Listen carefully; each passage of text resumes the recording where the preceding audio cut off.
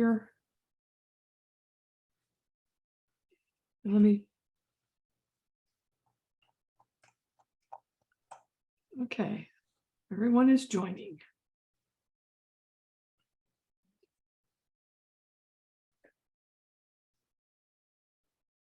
All right, we're good to go. All right. Good morning, everyone. Almost good afternoon. So thankful for taking time out of your very busy schedules to join us for our annual Texas Action for Healthy Kids Summit. This is our first part of our two-day part session. And just really thankful again for your time. It's a very busy time of year for so many, and we've got some important information to share over the next few days, and so we'd love to have your input. As we get started, can everybody hear me? Let's get that underway. Can I have a couple of thumbs up or? Yeah. Oh, great. Okay, wonderful. All right. So as I mentioned, welcome, and let's go ahead and kick off the day by going over a couple of the logistics for how our session is going to run, just as reminders. So everyone is going to be placed on mute throughout the day. You are certainly welcome to listen in on your phone or your computer speakers. I see kind of a variety here. If you do have questions throughout the session, please be sure to put them in the chat box. Myself and Ms. Michelle Smith will be following that, as well as others who can also see some of those. The agenda is also, Michelle, I believe, placed the agenda in the chat box for everyone as well. Okay, as we kick off, we would love for everyone to rename yourself or put your name and your organization in the chat box so that we can, as the conversation today evolves, we'd love to have an idea of who you are and what you're representing. Are you part of a school? Are you a parent that's concerned? Are you a community member, part of a nonprofit, or any other organization that is just really passionate about our kids and school health and what we can do together to bring change and improve the school environments for our kids? You know, we'd love to see, we always seem to get a broad participation at some of our trainings. And so we just love to hear and learn a little bit more about who's with us today.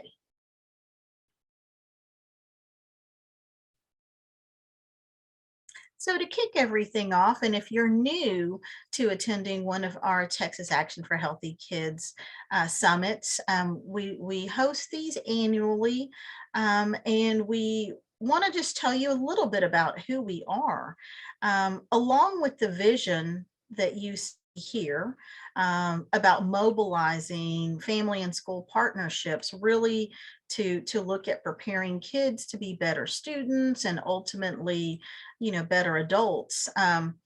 Along with this vision, we always think it's important to highlight the roots of this organization, which begin with our founder, Dr. David Satcher, who was a 16th U.S. Surgeon General. And Dr. Satcher founded Action for Healthy Kids in 2002. So this year, we are celebrating our 20-year anniversary. And myself and a couple of other colleagues, John Adams, who's going to be one of our speakers this morning, as well as Miss Michelle Smith. We were fortunate to attend just a couple of weeks ago in Chicago and be a part of the 20-year celebration for this organization. And it was wonderful because it continued the work of getting to meet team members that are from all across the United States that are all working on school issues, really with the goal in mind to develop healthier learning environments. And so I myself have been blessed to be a part from almost the beginning. I think I was just 1 year behind when I joined, but I know that Miss Michelle Smith, who is our state coordinator, was on the ground floor. So this group and this organization brings a wealth of historical reference and information to how this has evolved. We involve a lot of different aspects of school health here in Texas. And over the last 20 years, our approach has evolved from one that was primarily focused on policy change at the district level to also now mobilizing family and school partnerships, as well as bringing equity to that learning environment, and always keeping in mind that our healthy kids are going to grow into healthier adults and ultimately are making the world a better place because of the impact that they can have. And so healthy kids, better world, and that's kind of our tagline. We are also really excited that today's summit was put together by an amazing steering committee that represents just a really diverse group of advocates from across the state. Ms. Michelle Smith, as I mentioned, is our state coordinator, and myself, I am Alice Kirk, and I am blessed to be the chair for Texas Action for Healthy Kids, but I also represent and serve as a child health specialist within Texas A&M AgriLife Extension. We have a large body, and as you can see here on the slide, our steering committee just works across a number of organizations, and we all just partner, and we want to thank all of them for their continued commitment to child health. And you'll be hearing from a number of our steering committee members over the today and tomorrow, as many of them are serving as either moderators or for different sessions, or helping to be a part in some way to bring in some of their level of expertise to the discussions that we'll be having.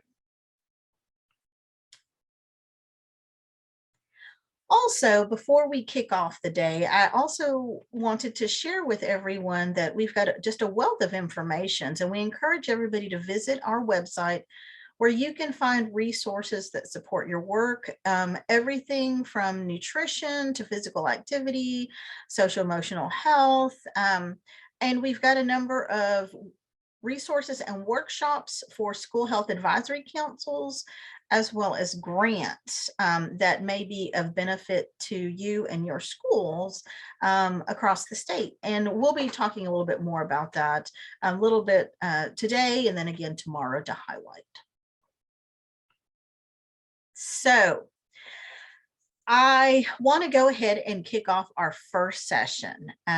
We are incredibly excited to kind of just start the conversation for today with kind of, what the school health here. We have so many issues over the last couple of years that our schools have been faced with, that they have been amazing at being flexible and responsive. And so we just kind of want to start our summit with looking at where are schools. And so in order to do that, the steering committee felt it would be great to bring a panel together to kind of just give us an overview of what's going on in schools. And so joining me this morning for our very first panel is our program specialist for school health out of Region 4. Say hi, Brandy, just wave. There we are. We have Mr. John Adams, who's the Director of Health and Wellness and Coordination in the El Paso ISD. John, give a wave. Great. We also are fortunate to have Miss Beverly Shaw from the Child Nutrition Program Coordinator out of Region 13. And last but certainly not least, we are excited to have Miss Rachelle Finck, the Director of Guidance and Counseling from Taylor ISD, out in Williamson County, kind of central Texas. So really, if you'll see, just based on the representation here, we've got West Texas, we've got kind of central Texas, we've got East Texas. We're really trying to get an overall feel for where school health is right now. So, all right, so our panelists, and in addition, before I kick off, we do have a couple of questions we're going to pose to our panelists. However, if you do have some questions that pop up in your mind, any of our attendees today, please put them in the chat and we will incorporate as many of those as we can in today's session. So, as we kick off, I'm going to give each of our panelists just 2 to 3 minutes to quickly tell us a little bit about what they've been working on over the last couple, well, I guess over the last year. So I'm just going to go in order. And so Brandy, why don't you kick us off? What has your area looked like in the last year? Thank you so much, Alice. I'm very excited to be here. As you mentioned, I'm the program specialist in school health for Region 4. I was brought on as what I hope to be a great asset to Region 4 and all the students in Region 4 during the COVID-19 pandemic using the CDC School Nurse COVID-19 grant. Very excited to be here for that and to support all of the districts in Region 4. So I came on in January, and since January, that has been my mission to serve not only the regions who received grant funding from the CDC COVID-19 nurse grant, but also all of the districts in Region 4 as a support person in school health in any means that they may need. As you know, school nurses are not required in the state of Texas. Well, some of you may not know. So it's definitely been eye-opening to see the difference, how some districts have a nurse in every school and some districts have no nurse for the entire district, and what an impact that makes on our children here in the state of Texas. Perfect. So thank you, Brandy. You bring, again, that nurse's perspective to the conversation, and we really appreciate that. John.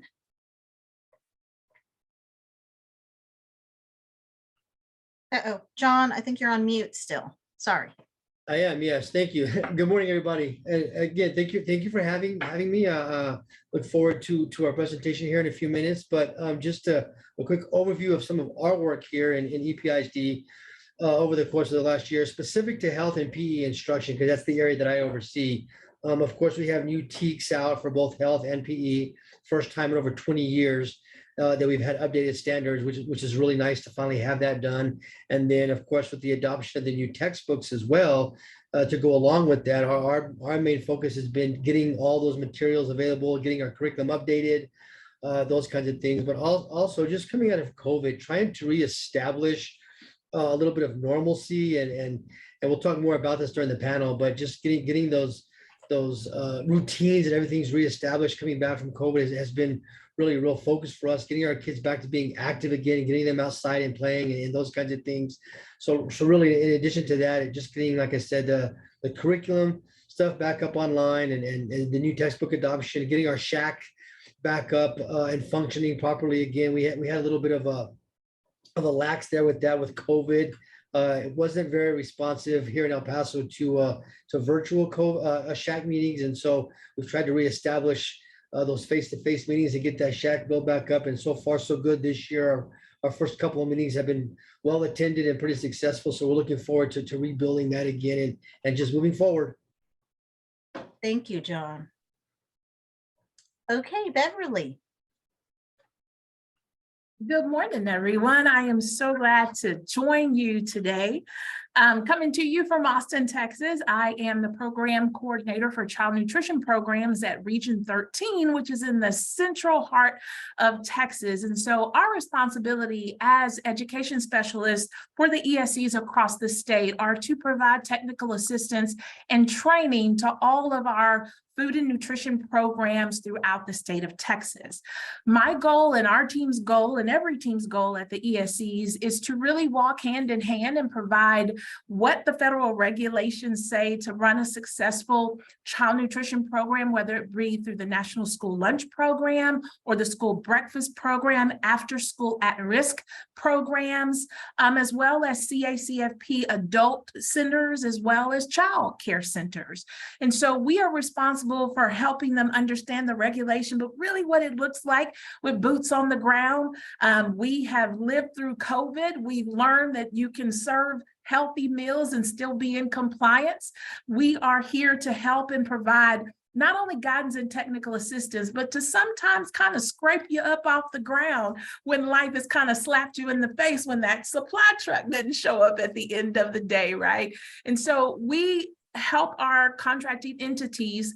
Here in Central Texas, we're responsible for about 1,100 different sites that range from school districts to private schools, as well as charter and residential childcare institutions. So any entity that actually serves meals that want to be reimbursed from the Texas Department of Agriculture, it's our job to provide them training and technical assistance on the flip side to help them be successful to serve those healthy meals, to keep our kids fed, because a healthy mind needs a full tummy. So that's what we do. And I'm so excited to be here and share with you this morning. Thank you, Beverly. And I love the energy of this panel. So thank you. Rachelle. Absolutely. Beverly is a hard act to follow. Her energy is fantastic. As Alice said, my name is Rachelle Finck, and as all of my fellow panelists have said, I am super excited to be with you this morning. I am about a year and a half into my work in Taylor ISD. I joined this team July of last year and have worked really hard to bring back the forefront of student health and well-being into the guidance and counseling realm. I kind of have I call it like three-headed monster, but the one that I'm really going to focus on today is the comprehensive school mental health plan that we are working through. We are still very much in its infancy, but I think the work that we've done to get up to this point really brings through the idea that we can't look at student well-being in a vacuum. We have to look at the whole organization and the whole student as well to really serve our kids effectively. And I'm going to apologize now because I am a hand talker, but we are really looking at the whole child as opposed to each individual piece of a student. Perfect. So I hope that everyone can see how this really diverse group of people, panelists joining us this morning is just going to bring a wealth of information. And so what I'm going to do now is just begin posing a couple of questions that we have for the panelists and allow them, they can answer as they would like. They don't have to answer every single question, as well as do some follow-ups. So if somebody has follow-up questions, you can absolutely enter those in the chat and we'll be following those along. So, okay, so Rachelle, you just finished off, and I think I want to start with you first. And the first question for our panelists here is, so what major changes have you had to deal with over the past few years related to child health? And I think you were kind of already touching on that. So how about you give us your perspective? So I will say I made a pretty big change leaving a rather large district as the coordinator of SEL to come into my current role in Taylor ISD. And prior to my joining this district, there had not been someone in my spot for 7 years. So when I joined Taylor ISD, I was kind of charged with, we are coming back to leading, equipping, and inspiring our kids to be their whole selves. It is in our mission and vision. We want to empower the whole child. And so what does that really look like? Well, pre-COVID, that looked like shaking hands at the door, having conversations face to face.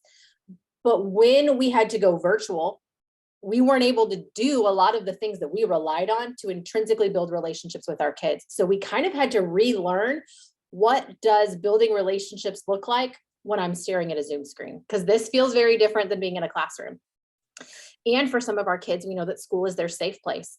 So when we were able to then open school back up and welcome kids back in, there was also this apprehension, right? Like, do I have to stay 6 feet away? What does this look like? How do I manage masks with kindergartners? And so there was a lot of anxiety.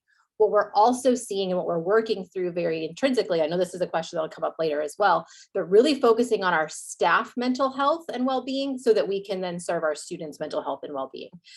We know that teachers are stressed. We know that teachers have the same mental health needs that our students need. And so for a long time, we really didn't talk about the adult component in what we're dealing with on a daily basis, but it really becomes a portion of what our major focus is moving forward. So last year, we did a lot of work in the adult world, providing an employee assistance program. We have on-site counseling for our teachers that they can receive access to a mental health provider within 3 to 5 business days. We know that in the Central Texas area, if teachers need support with a mental health provider, it can take up to 6 weeks. And sometimes that's not good enough. If a teacher is in crisis or anyone is in crisis, we need to have immediate assistance for them. So we're able to partner them with a provider within 3 to 5 business days. And I say that typically it's next day, but that's what we tell them. Within 3 to 5 days, someone will reach out to you. More than likely, it's the very next day. And that's made a huge difference for our morale across the district as well. We are finally getting back into a place where we are using strong starts and comprehensive SEL every single day with kids in the way that we used to pre-pandemic.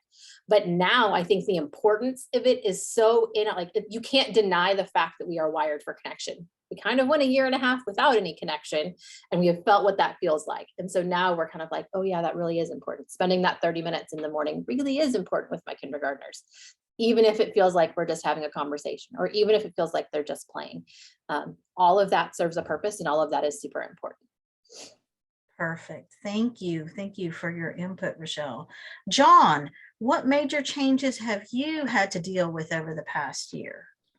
Well, I think from a health and PE perspective, we hear the term learning loss a lot on the academic side, and I consider us an academic subject as well.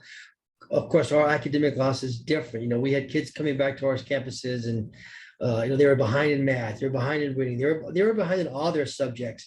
But I think something that's been overlooked somewhat, except for those of us who are speaking out against it, is we're forgetting that our kids had learning loss as well, not only from a physical education perspective, but from a physical activity perspective. So while just like Rachelle was saying, there are some things you can do virtually. There's some things you just can't. I mean, and we had PE classes and we taught our lessons, but for the PE teacher not to physically be there and helping them to correct errors in movement and those things that we do every day on the blacktop and in our gyms, we're missing that. We missed that piece during that time. So we had some learning loss too. And again, like I said, we certainly had some physical activity loss. Our kids came back and they were literally locked in their houses, for 6 to 8 months to, in some cases, to a year. And then they come back to school and they haven't really moved during that amount of time. So their physical fitness levels were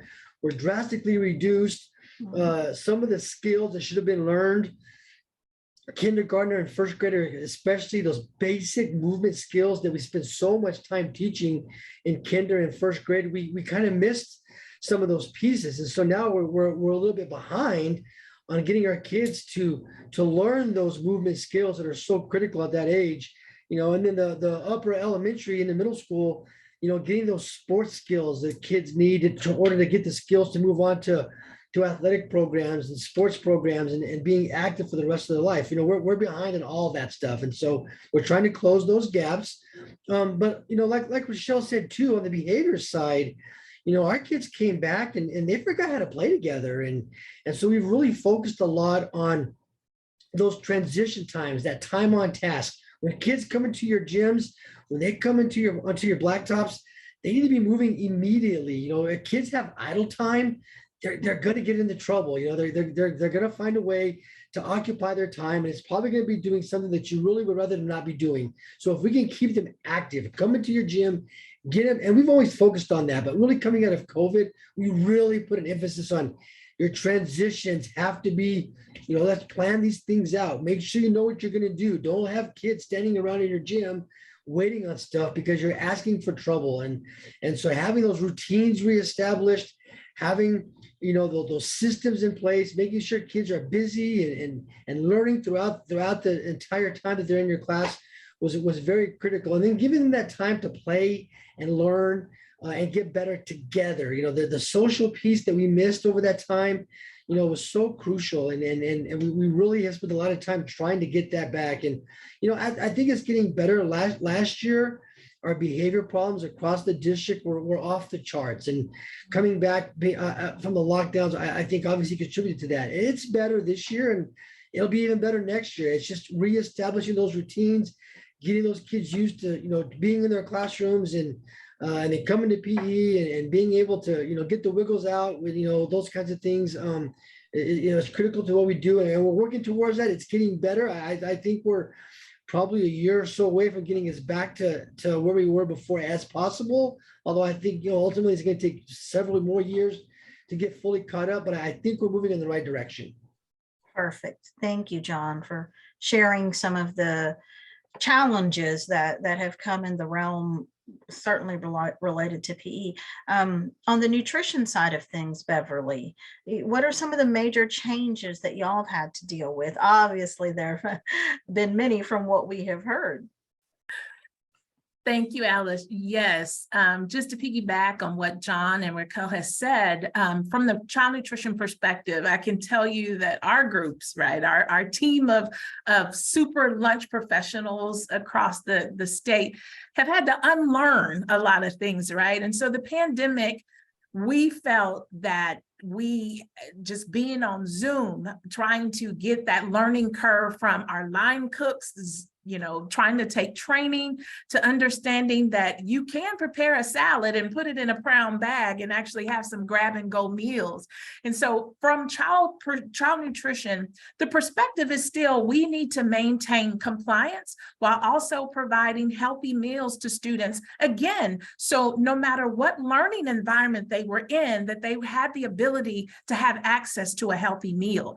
And so our ladies and gentlemen, super lunch heroes out there, they had to learn how to make grab and go meals and still maintain, social distancing in a kitchen that's not much bigger than your office most times, right? And dealing with the things and understanding, having to educate the public and families of what we were allowed to provide to have those healthy meals, and understanding that to give them back that sense of normalcy from going to serving. We have a school district here in Central Texas that did over 1 million grab and go meals at the curb, where parents would drive up and get a healthy meal that they could go home, and those kids could have a meal in their tummy to be able to jump on a Zoom and try to comprehend the things that the teachers were working so hard to make those connections.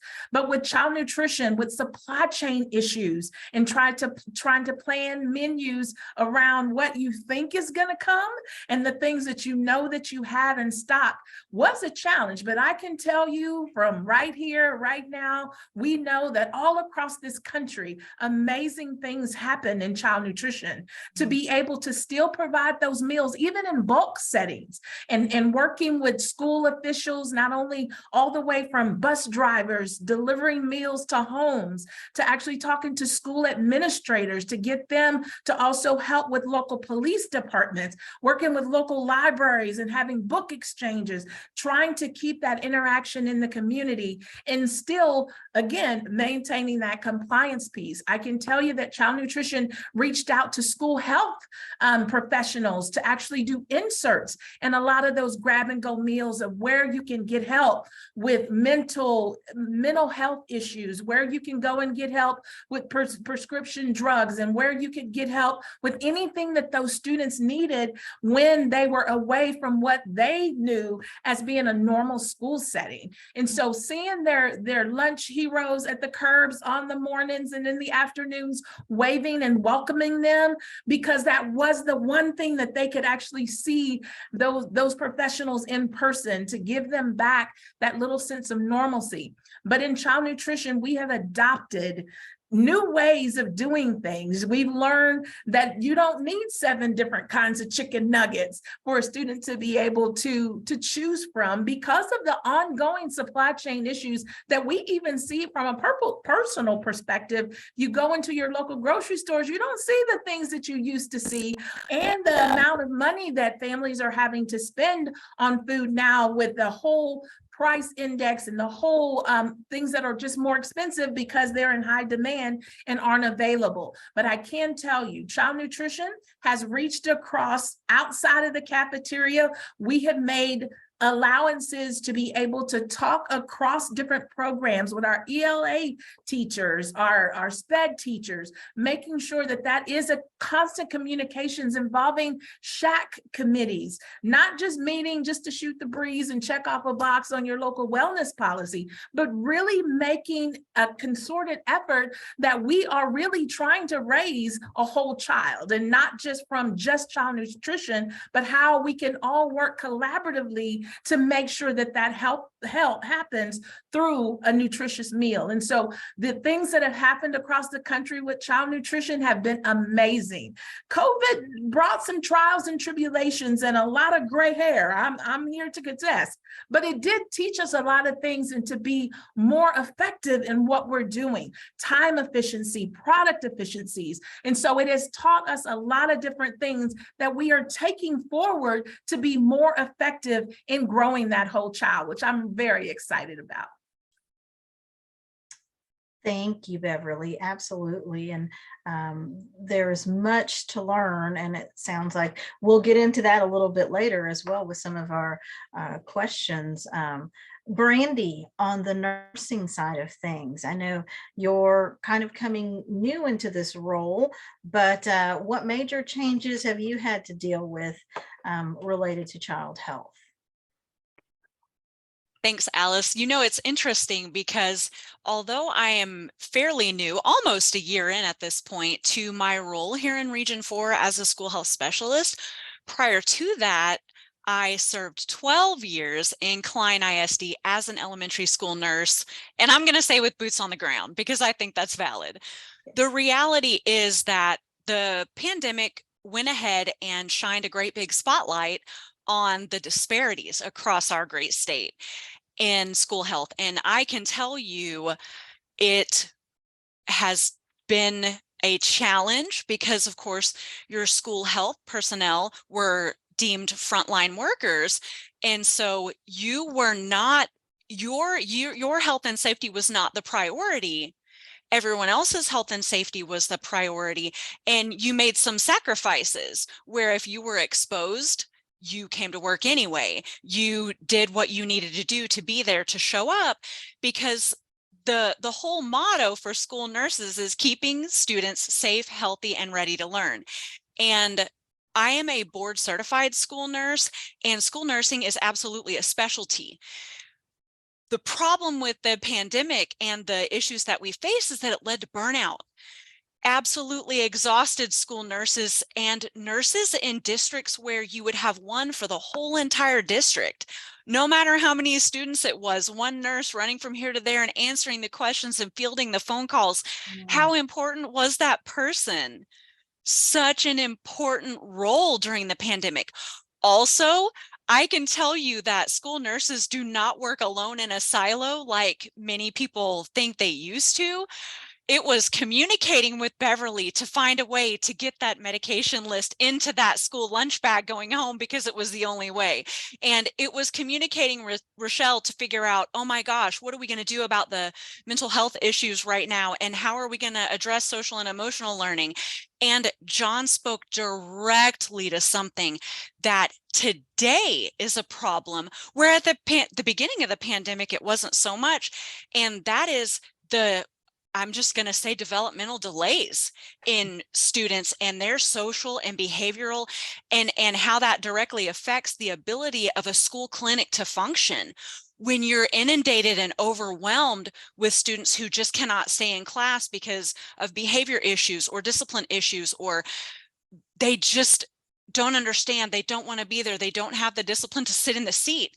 So often those things manifest as headaches and stomach aches and that sort of thing, that we end up seeing them, and it consumes the time of the nurse who we desperately need to be screening for vision and hearing and all of those other things that students cannot learn without being able to see and without being able to hear. But when your one person is overrun with now brand new social emotional issues, with brand new issues from every single realm, then it becomes a matter of how do we address that? How do we support this person?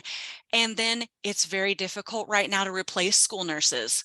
There is a nursing shortage across not only the state of Texas, but the nation as a whole. And school nursing is not even close to comparable in pay to hospital nursing. So it's very difficult to get and to train and to get nurses who have the experience that is needed to not only handle the way it was before, but to handle the difficulty now. So that's where we are on some of the things that we've had to deal with. Mhm. Wow. Thank you all so much to each one of you, because you, even though we've all heard, anecdotally here or there, over the last year, the last 2 years, where we've been, I appreciate so much. All of you are boots on the ground. You have witnessed it, you've lived it, you've experienced it. And I think it's very valuable to hear, yes, these are some of the major problems and changes that our children, our schools, our communities are having to face. I also really appreciated that each of you also highlighted the changes and the fact that from this, we are seeing maybe some new and better ways that our school districts, that our kids, that our families could be benefiting. And so now I want to flip the script a little. So we're not going to be all doom and gloom, but it was really important that we bring to light the issues. Now we're going to switch gears and we're going to start talking a little bit about, how were some of these issues addressed? And you don't have to, and we all realize that not everything is going to be solved. Even as John had mentioned earlier, it's going to take years. It's not just something that's, in a year or two where everything will have been resolved and we'll be back to where we were and or ahead. So let's just focus on a little bit of the positives now. And let's talk about how some of these concerns in your areas were addressed. What did it involve? And some of you have touched on it already with talking about, going to your shacks or having maybe a community partner involved, etc. Let's talk a little bit about how some of these issues were addressed. And Beverly, let's start with you on this one. Sure, Alice. I am so happy to say that actually this morning here at Region 13, we had a director roundtable and we had several discussions around health and wellness and really taking care of self-care, because just as everyone on the panel, as Brandy had mentioned and Rachelle had mentioned and John, for child nutrition, when it came to what happened with the pandemic, we had to remind our folks that you got to take care of you, right? And so a lot of self-care presentations and really reminding the entire staff, not only child nutrition, school nurses, teachers, auxiliary staff, paraprofessionals at the schools, that you got to be able to take care of yourself to be that superhero teacher, librarian, bus driver. Everyone everyone to be able to help support those kids from every aspect that they need. And so in child nutrition, we've seen across our region, and I'm pretty sure it echoes around the state, that a lot of our child nutrition directors and staff are really making sure that, yeah, if someone does call in and they decide not to come to work today, let's check on each other to make sure we're all good, because it's okay to not be okay sometimes. And so with child nutrition, we run on 100, right? We're going, trying to make a sandwich with our hair on fire a lot of times, trying to make those adjustments in menus, again, when you have not only human resource shortages, right, of staff showing up, but supply chain issues, and yet you still have to feed 500 kids. And so trying to kind of collaborate and make all the dots connect on a daily basis, a lot of districts, and I'm so proud of this, as I believe Rachel mentioned, or it may have been Brandy, of actually having counselors on staff. Child nutrition is doing the same thing and making sure that those staff personnel and their parents actually understand that those support groups are there. Access to that is very important. A lot of local PTSAs are working with SHAC committees to actually make sure that mental health, health and wellness, all the things that go around growing a complete whole child, and it takes a family. Right? You have to support the family in order to make sure that those students are okay. And so making those connections in the community with SHAC committee members coming in, because a lot of times we know with the SHAC committees on a district, 9 times out of 10, it's school staff, right? It's the parent that's still a teacher that serves that dual role. But just with districts, one in particular that spoke out this morning, a small district kind of west of here, basically mentioned that they're really doing a push to have community involvement in SHAC, to get those kids that are out in the community that may be involved in other organizations to actually support mental health and health and wellness, education, exercise. As John mentioned, you know, kids sat for 2 years and didn't do anything. Let's get outside, let's do some fun runs, let's have a food drive, let's do all of those things to get involved. And so all of these things, again, COVID was horrible, and we're still dealing with it in a sense, right? But it brought about new ideas. You don't have to be settled, because we get so comfortable, right? COVID made us uncomfortable, which I think is great. We had to think about different ways of doing things. And so I think health and wellness is that. You know, we and my family, as for instance, we had a yoga 30 minutes. We got up and we stretched and we walked around. So just helping families understand it's the little things that make a difference, little by little every day, of those changes with your own personal lifestyle that child nutrition is really pushing, and understanding, you know, healthy, fresh foods, fresh fruits and vegetables, doing a lot of things with the DoD, Department of Defense, fresh fruit and vegetable program, and honestly helping parents understand what do you do with the bell pepper other than cutting it up and put it in fajitas, maybe, of really looking at it from a community perspective, of working with Texas AgriLife Extension and doing some of those community-based initiatives that you can get out that then comes back into the school, which is what we're so excited about. And it just continues. I think, again, it's that synergy that we have right now with changing and adapting to the new things that we're having to do, which is important. Thank you, Beverly. I would love to hear from John next. Okay, so you know, there's some obvious things I think that kind of forced our hand to kind of focus on things. And I think it's been a positive focus on reestablishing an emphasis on the health of our students and our staff, and the physical activity piece. But I'm actually not going to talk too much about that, because there's something that one thing that happened in our district that I think was instrumental, I think, in some change that we're going to be seeing in our district. So I work in the academics department in curriculum and instruction. I've always seen that department as a source of as a resource, as you know, we're here, we'll come to your campus, we'll help your PE teachers, we'll help your health teachers, We'll help them with their instruction, and that's always been there. But sometimes it's working in a realm where, okay, we're just going to come to a campus, we're going to do a PLC, and we're going to check that box, and we're going to move on, and we're going to follow up, we're going to make sure everything's okay. But something happened as we returned from COVID, and we started getting those surges across the state and across our district, where campuses started seeing students and staff becoming infected with COVID and not being able to come to work because of the quarantine time. And it kind of forced some of us. So I've gone through the ranks. I was a PE teacher and a coach, for 10 or 11 years. And then I was a campus administrator for 10 or 11 years. And now I'm at central office. And so the time that I've been in central office, I'm actually in my 10th year now in this position. And even though I go to campuses, I go there to support the instruction from my content areas.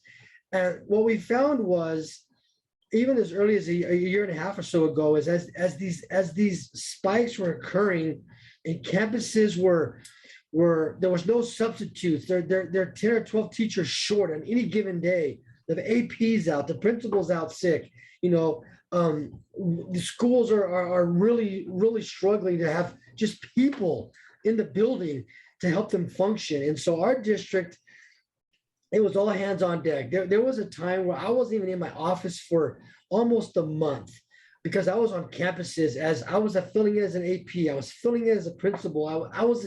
I taught 8th grade English for 2 days, which was the worst 2 days of my life. But, I'm not an English teacher, but we had to do what we had to do to help these campuses with these kids who are there, and they already had this learning loss. And we talked about the social difficulties they experienced, and we got to go back to a campus in a different capacity and say, wow, okay, we got to do this, And so I was an acting AP on a couple of campuses, and I hadn't done that in a while. And so things have changed in 10 years, and I got to see firsthand some of the behavior challenges that these teachers are dealing with and that these kids are facing on their own. I'm not going to blame the kids. There's what are some things we can do to help these kids get those social skills back, and what can we do for teachers to help them facilitate that process? We weren't going to see that sitting in our office. Okay, sitting here saying, "Oh yeah, here's some resources for you. Good luck out there." We were thrown into the fire with campus personnel, and it was, for me, it was a huge eye-opening opportunity to say, "Wow." I mean, these campuses have some real serious challenges. How is this principal supposed to function when he's missing 10 teachers for 4 or 5 days in a row? And we're moving kids around, and now we have kids in bubbles because this particular area had a COVID outbreak. So now we have these kids in these bubbles, and how do we facilitate all that? It was, we were building the plane as we were flying it, but it really gave us opportunity, I think, as a central office to say, wow, it's been a while since I've been in that environment. And now we're in this unique environment with all this stuff going on. And I really think it changed. I can't speak for everybody else in central office, although I think most of them will agree. It changed my perspective. How can we better support? And I'm not just throwing the word support. Oh yeah, we have a plethora of resources. How do we actually support our campuses in addressing these particular things as they're happening? Because we've never seen anything like this before. I've never been in a situation when I was on the campus as an administrator. Oh, we need people from central office to come and help us fill in the classroom, or become an assistant principal for a couple of days because our AP is out sick and they're quarantining for 5 or 10 days. We've never had to deal with that before. And so again, for me, that was eye-opening. And I think it's changed the way I think I lead my group and the way I lead my staff. When you're on campuses, you're doing PLCs, it's not just a matter of let's help with their instruction. That's part of it, but let's dig deep down into this. Let's get into the weeds and find out what is it really that we need to do to help these teachers transition and become more successful in helping our kids find their own academic success. Wow. John, that's amazing. The experience and what that will hopefully continue to do to change the overall environment, district wide and in your area. Brandy, tell us a little bit about, kind of as we're looking at, again, the flip side of things, what were some of those positives, or how did the situation enlighten and foster some changes? I think where change is concerned, we can definitely look at the pandemic as what I hope to be a great change maker for school health, especially in the state of Texas.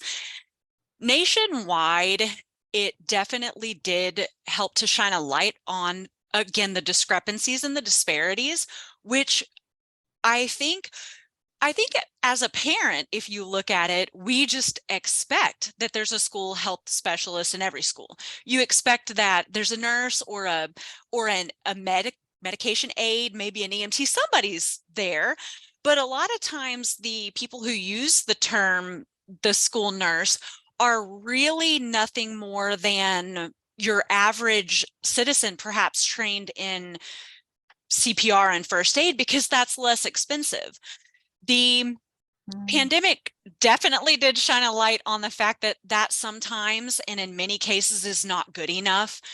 People were desperate for answers and real answers, and untrained individuals did not have those answers. And so when people in districts across the state would go in looking for the nurse's expertise and it wasn't there because it wasn't required, it shined a light on the gaping hole that, wait a minute, we don't have a nurse?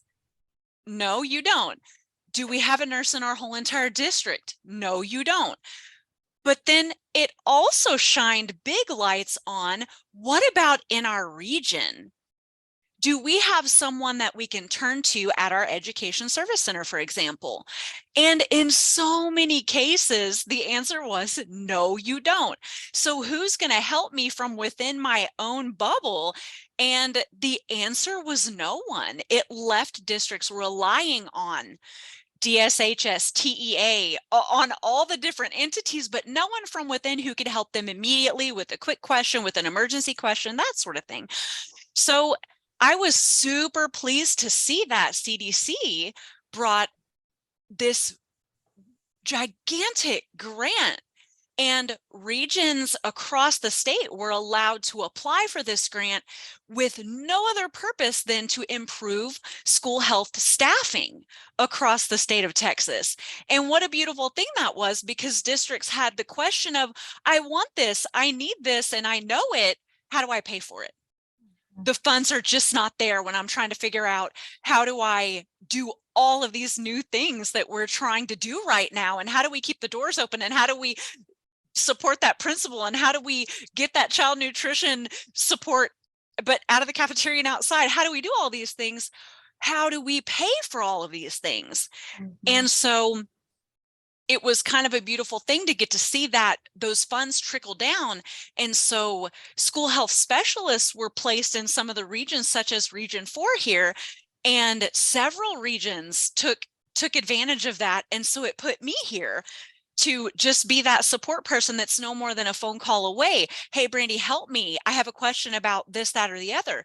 So as the pandemic winds down, it leaves me here to support in all of the other ways, and in bigger ways, not just about one disease perspective, but about the whole child's health perspective. And so I absolutely love that all of these resources are here now, and districts who've never had a nurse before in their whole entire history were able to take advantage of these funds and obtain their first school nurse and learn and grow together and see what a beautiful thing that is, and what a great resource it is to have a school nurse on your building every day, or in your building every day.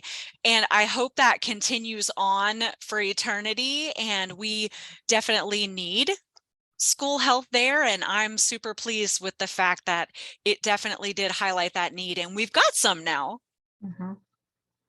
That's wonderful, Brandy. Thank you for your perspective on that. Rachelle. Yeah, I think all of my colleagues have hit the nail on the head. If I were going to add anything additional, I would say, and Beverly kind of hit on this too, right? Like pre-pandemic, guidance and counseling hung out with guidance and counseling people. and school nutrition people hung out with school nutrition people. And all of these things came together, whereas now I have to go to my school nutrition person and say, hey, you're putting this out. Can I give you some information? Or, hey, Brandy, these friends are coming to you and they might have some somatic symptoms. Here are some things we can do to immediately get them access to care. So when we were in that space, we were all coming together to work together. And there was this like hesitation of, will this continue when we go back? Is this going to be just something that happens in a vacuum, or are we going to continue all the way through? And we've been lucky that we've been able to continue that, but we are truly coming together as a team, as opposed to working in all of these silos. So we've got to come together and say, what's Brandy doing? And how can I make my work in mental health work with the work she's doing?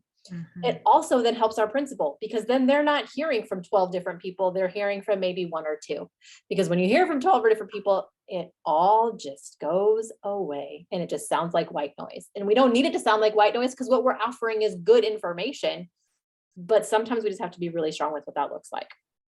I love, I will say the last thing that we've done that's been really helpful, and John kind of hit with this as well, is we've trained our principals, because, you know, Beverly said, it's okay to not be okay. But often the people that hear that the most are our principals, right? They have people come into their office that are like, oh my gosh, what am I going to do? Or, oh my gosh, I'm so stressed, what happens? And we've got to no one teaches school administrators how to be a counselor and ask those questions. So we have to have the question of like, how do you ask? Are you okay? No, really, what are you okay? And just have that pause. So it's kind of just giving everybody the tools that they need to really check in on their people, because we got all the things that we need to have happen. But I would say everything my colleagues have said, 110%.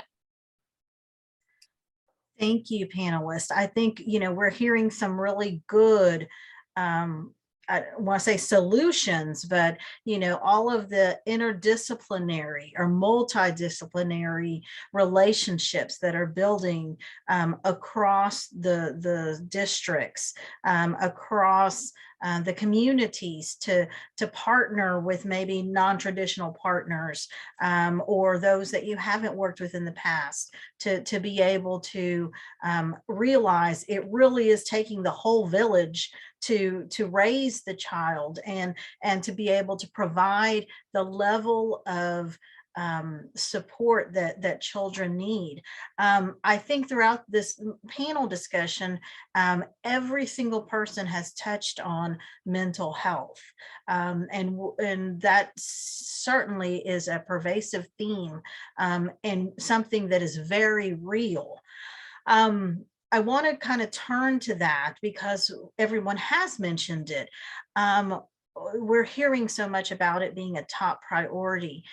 Can each of you take a minute or two to share some specifics about what your particular district or your organization or your group is doing to support and help address mental health? And some of y'all have touched on it a little bit by sharing that y'all have got some counselors available. You know, I think it was Rachelle, you said, you know, within 3 to 5 days, you know, to be able to link someone. But are there any other strategies that you can share with some of our attendees today?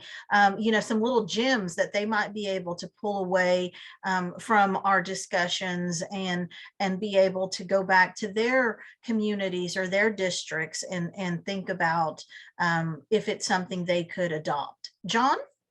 Yeah, so you know, during the COVID time where we were working from home, one of the things that our district did is they had central office teams put together, and we were basically like support teams, and they gave us some specific tasks that we needed to do daily. And one of those things was to contact the campuses that we were assigned to and remind them and kind of survey them on how are you doing on your mental health checks? Are you know, and they had some protocols they had to follow for their teachers to kind of check in. How are you feeling today? You know, and then the teachers were there in turn asking their students, how are you feeling today? And it was a pretty strict protocol. We did it daily throughout that COVID time. We wanted to make sure that our students who were home alone maybe, or maybe they weren't, or maybe they were in a home that home life isn't so good and they'd rather be at school. So we were doing these daily checks because that's what the time was calling for. But what I found is, as we've gone back to having our kids back in school, some of those practices that we really hit hard during those COVID lockdown times, we're still kind of utilizing some of those. And maybe it's more targeted to specific students or kids who we know we really need to do those mental health checks with. But also, as somebody said earlier, I think it was Rachelle and with our staff too. I don't think we really did that in the past. I know when I was a campus administrator, we always talked about, my philosophy was always, if I take care of my teachers and my staff, they will in turn take care of our students. But sometimes the reality is that just wasn't the case. We had demands, and we had demands for our teachers, and so sometimes that stuff kind of rolls downhill. But now I think we're taking a more specific role and saying, hey, like Rachelle said, are you okay? What can we do to help you? And it's okay if you're not, because now there's resources out there. There's help for you. I think before, we have a society where asking for help sometimes just, what do you need help for? You're not a strong person, and that was the wrong take for us to take. But that's kind of how we were as a society. And I think now we've realized it's okay to ask for help. It's okay to say, you know what, I'm not okay right now. My mental health is not where it needs to be. My physical health is not where it needs to be. And now we're taking those things, instead of making it a bad thing, we're saying, hey, thank you for stepping up and saying something. Here's how we can help you. And I really think that, as bad as the pandemic has been for us, somebody said earlier, there's some good things came out of it. And I think that's one of those things, us being able to have conversations with our staff and with our students to say, it's okay if you're not okay. You don't have to put on the smiley face and act tough when there's stuff going on. There's resources out there. We can help you. Let's talk about it. Let's do these things. And that's really come out of this. And it's kind of moved things to the forefront. And now it's mental health is not a bad word anymore. Now it's out there. We need to talk about it. And we know we need to talk about it. And that's been good for us. Wonderful. Thank you. Brandy. I love this question. The reality is, I believe one of my favorite things that has come of this is actually the professional development piece. We had very few opportunities in the past to attend professional developments for nurses, for example, that are geared specifically towards your mental health. Caring for others, yes, all day long. And as we know, anyone in health services at all is going to oftentimes sacrifice their own needs for those of everyone around them. And that leads to burnout so quickly. And that leads to just an unhealthy environment in total. And so I love how these days at all of the nursing conferences and school nursing conferences, and not only that, but the on-campus conferences for teachers and all school staff, not only, it isn't just, hey, nurses, keep yourself healthy, here's how. It's, hey, everyone, let's look at us all together within this building. How do we keep ourselves healthy? And just like John said, I know it was an issue prior to, but this definitely just put that light back on the fact that, wow, let's talk to these people about this and let's address it. Not only that, but the partnerships in social and emotional learning. My favorite thing, and we presented about this on the last Texas Action for Healthy Kids Summit last year.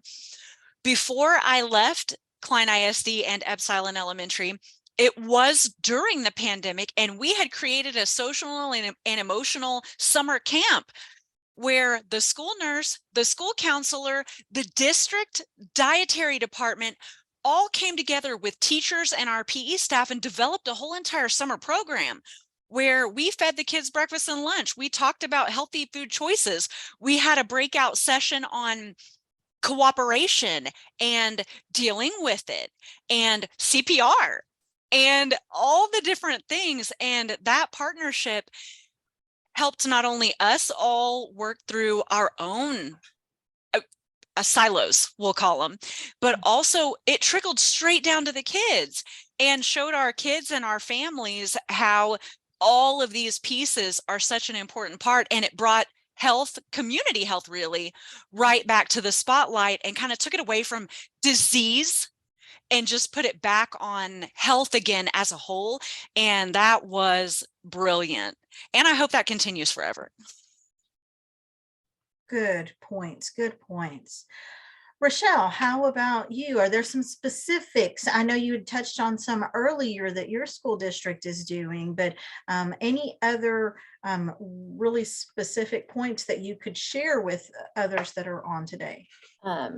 I have to laugh because I remember, kind of picking off what Brandy has said, I remember July of 2019, our new director of nursing being like, will you come do some breathing exercises with our staff and just see how it goes, right? And then in the middle of COVID, when we're all at home, she's like, and now I'm going to need you to do something a little bit different, right? Like we just pivot wherever we can pivot. And I think that's also really impactful for where we are, right? It's nothing for us to say, we're going to try something. And if it doesn't work, we're going to pivot and try something else. But for us specifically, I know one of the things we have done, and we've talked about it this whole time, right? Like it's okay to not be okay. But when our students need support, it was not uncommon for us as school counselors to call that parent and say, hey, your student is making these kind of statements. We really feel like they need to go have an assessment. Let's talk about what that looks like. And then there was very little aftercare that happened. When students came back, it was that conversation of like, let's talk about if there's a safety plan. Let's talk about what needs to happen in your classes. But now it's reaching out to families. It's saying like, what supports do you need? Because at the end of the day, families need support in supporting their kids. And so it's having the whole wraparound services that we now have, where we've trained our staff to really look at what does that look like when a kid comes back, or when I make a referral, do I have that aftercare that's happening for our kids at the same time? And that's been really impactful to just break down barriers. For us, we know that about 20% of our kids receive McKinney-Vento services. And so there's also some trauma that's happening there as well. And so now, whenever we've identified a family as needing McKinney-Vento services, we automatically are enrolling them in those services so that they receive resources through our licensed mental health providers. They are automatically in some kind of either family structure, or even if it's on campus, because then they can have the conversation of, you're dealing with trauma. Trauma is now not becoming this thing we don't talk about. It's very much something that all of us have dealt with, and how are we moving through that more effectively? Perfect, thank you. Beverly, on the nutrition department side of things. So I know just a few examples of some of our wonderful Central Texas school districts, and a couple of our charter schools as well. They are so involved and being present with the students, right? It's about, saying you're, providing those resources as John talked about, but being present means so much more when you physically have someone to see and talk to, someone in the 3D sense, right? We talk about Zoom. We laugh all the time in child nutrition. We got very complacent with Zoom, and we're migrating back to our in-person trainings. And we tell our folks all the time, it's great to see you in 3D, right? And for a student, it means something, that social emotional learning and just being around other people. It's part of that growing and that learning aspect. And so in a few of our districts, I know that some have started conversations, because it is a difficult conversation to say, I'm not okay today. And so not only with staff in the cafeteria, but again, it goes across the entire school, right? All the way from the custodians at the door to the cafeteria staff to the principals, right? That have to be a supervisor, a principal, an administrator, a counselor, someone to hold your hand and cry with, all of those things together. And so they're having things like Talk It Out Tuesday, right? Where they coordinate with child nutrition to provide, a special menu that can be kind of a pick up and go and provide a safe space and a friendly space for students to talk things out, just to have that place to be like, let's talk about it, right? And then having those counselors available just to pop in if there needs to be a deeper dive into some of those things, and providing those resources. And again, partner with some of those community organizations, everything from Texas Counseling Association to working with local parishioners, pastors in churches, community outreach groups. I know some of our school districts here in Central Texas have worked with the Baylor Institute with the Healthy Hunger Free Kids Act, and putting things together and really putting it on the forefront of talking about health, right? And making sure that mental health is a real thing, but not having it be that stigma of it's okay to not be okay, and let's talk about it. So child nutrition is playing a huge role into also self-care for staff, because again, we need them to be healthy so that they can be that mentor, that teacher, that leader, that everything that those students need. And then the collaboration between the staff across school districts. I've seen some of our smaller districts do some collaboration. Maybe one smaller district has something, a community event, and they partner together to make those resources available. And child nutrition is always at the center of it, because people gather around food. It's comfort, right? And so making sure that those communication and those collaborations and that non-silo, right? We're done with that.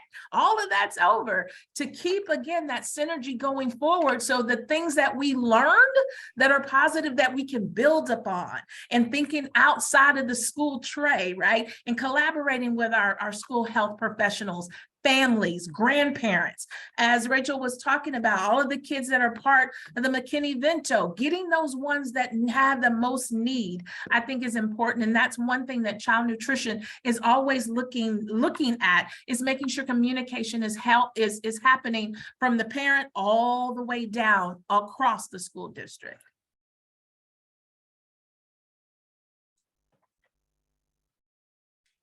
Thank you, Beverly. Thank you so much. Okay, so y'all have given some fantastic examples and suggestions. And each of you touched on at some point or another shacks and the role that they might have played during the pandemic. And I would love to hear kind of moving forward. So what role can parents and shacks play in continuing to move forward in supporting the districts around some of our health issues? And we're going to kind of throughout today and tomorrow touch on a little bit of the roles that some shacks members can have, but I'd love to hear y'all's perspective. So Brandy, let's start with you. So I'm going to keep my piece of this very short and very sweet. What parents can do is ask and advocate. That's it. Ask. Do I have a school nurse on this campus? Do I have a counselor on this campus? If I don't, why? What can I do to help? Because you can help, but you can definitely be that voice and identify the gaping holes and help to find a way to fill them, because a parent voice is so powerful, as we've learned for sure across these pandemic times. So that is absolutely all we can ask, is that parents ask and advocate. Do we have it? Why don't we have it? What can I do to help? Very short and sweet indeed. Absolutely. John, I saw you nodding. Yeah, well, yeah, because she used the word that I love to use in these types of questions, and that's advocate. You know, it's very important for parents and community members to advocate to their shacks and ultimately to their school boards, their board of trustees, to say, this is what we want in our schools. This is what's important to us. Yes, we understand we have START, got it. But what else can we do? Do we want more physical activity time? Do we want more recess time? Do we want mandated health instruction? Do we want that to be a high school graduation credit, or do we not? Required credit. Those are the kinds of things that the shacks can help push through to the school board. Say, yeah, this is what's important to our community. You know, we're coming out of a health pandemic, and I think we're starting to see an emphasis on health, but it's still not enough. And so parents and community members, business owners, what kind of employees do you want coming to work for you as they graduate from our schools? That shack can help you push that stuff through. You want healthy students who have a wholeness about them, and understand everything there is to know about their bodies and how to stay healthy, and all those things. Those are all things that shacks can help you do, but you have to advocate for it. It's not going to happen unless you're at the table actually saying, let's have these conversations. Yes, mental health is important. We want more of this. Yes, physical activity is important. We want more of this. Yes, healthy meals in schools is important. We want more of this. And we're doing that on the inside as much as possible, but we need advocacy out there to say, hell, we have to focus on these things more and more and more, and we're not going to take no for an answer. So I agree, absolutely. Advocacy is the key to that. Wonderful. Beverly. I'm going to piggyback off Rachel or Brandy. I'm going to keep it short and sweet too. In child nutrition, food service is what we do. We serve, right? So parents and shack committees, again, it is a mandate that school districts and they have to get together and talk, but we need it to be beyond just that conversation. We need action, right? So be able to talk about it, but let's be about it. If you're going to talk about it, let's walk that walk. And so having parents not just be in a fishbowl and just watching, we need to invite them to actually be an active member in raising their children, an active member of what's going on in the schools, an active member of what's being served on the school lunch tray, an active member of growing those whole children that will one day be adults and run this country. And so I think it's important to, yes, continue to advocate, to ask, but what can we do? Let's meet in the middle and make this happen, that we are our future. We have to do this together. And so advocate, learn, share, and be willing to make those changes and learn from what you do. I think that that's important. Perfect. Thank you, Beverly. Rachelle. I can't say anything other than what my colleagues have said. I think advocacy is the biggest thing that we can ask parents to do. You know your kids better than anybody. So being able to say, like, this is what my kid needs, and asking questions like Brandy said, like, do we have a school counselor? What are their duties? Do we have a school nurse? What are their duties? But I would also say, if you see an opportunity where your school is asking for someone to come read with kids, it seems really simple, but we know that it takes one person to have a connected adult in their life, and their rate of suicide drops 75%. And it just takes one parent. So maybe that's, hey, I go and I read with a group of third graders and I just spend 20 minutes with them once a week. Well, for some kids, they don't get that at home. And so they have an opportunity to read with someone that thinks they are the world and that does everything for them. So even things that you might think like, I'm just going to go read with some kids today. For some kids, that's what they look forward to that day. So finding ways that you can just be there and be with kids. But John and Brandy said it perfectly, like advocate, advocate, advocate. And just like Beverly said, the more you can have conversations and being about the work, the more we can move the needle forward, as opposed to just continuing to have conversations. So I love what Rachelle did in her response to this question. She actually shared like a simple but an important strategy that we may all overlook sometimes, as far as how to get parental involvement in, because we've all talked about it. It's going to be important for them to advocate. It's going to be important for them to have the questions and have a voice. But I want to kind of throw this out at you guys. Can y'all think of a strategy, just like one strategy that you could each share with those who are on this panel? Because we all get that question. How do we get parents involved? how do we get more parents involved? And I loved, Rachelle, you started a really good dialogue by saying, start with something that maybe doesn't seem as a traditional voice at the table, but could, because that volunteer who is coming up to read with kids, after being up there a couple of times, may get more comfortable with coming up to the school and talking to a counselor or to the teacher, or asking if there's something more they can do to volunteer, to serve on a shack, or be a part of any other sort of room mom or committee or something. And so I loved that you gave that first little nugget. I'll come back to you and see if there's another gem. But John, is there anything you're thinking about that would be like a specific strategy people could walk away from today's session and think about how to get more parents involved at their local districts?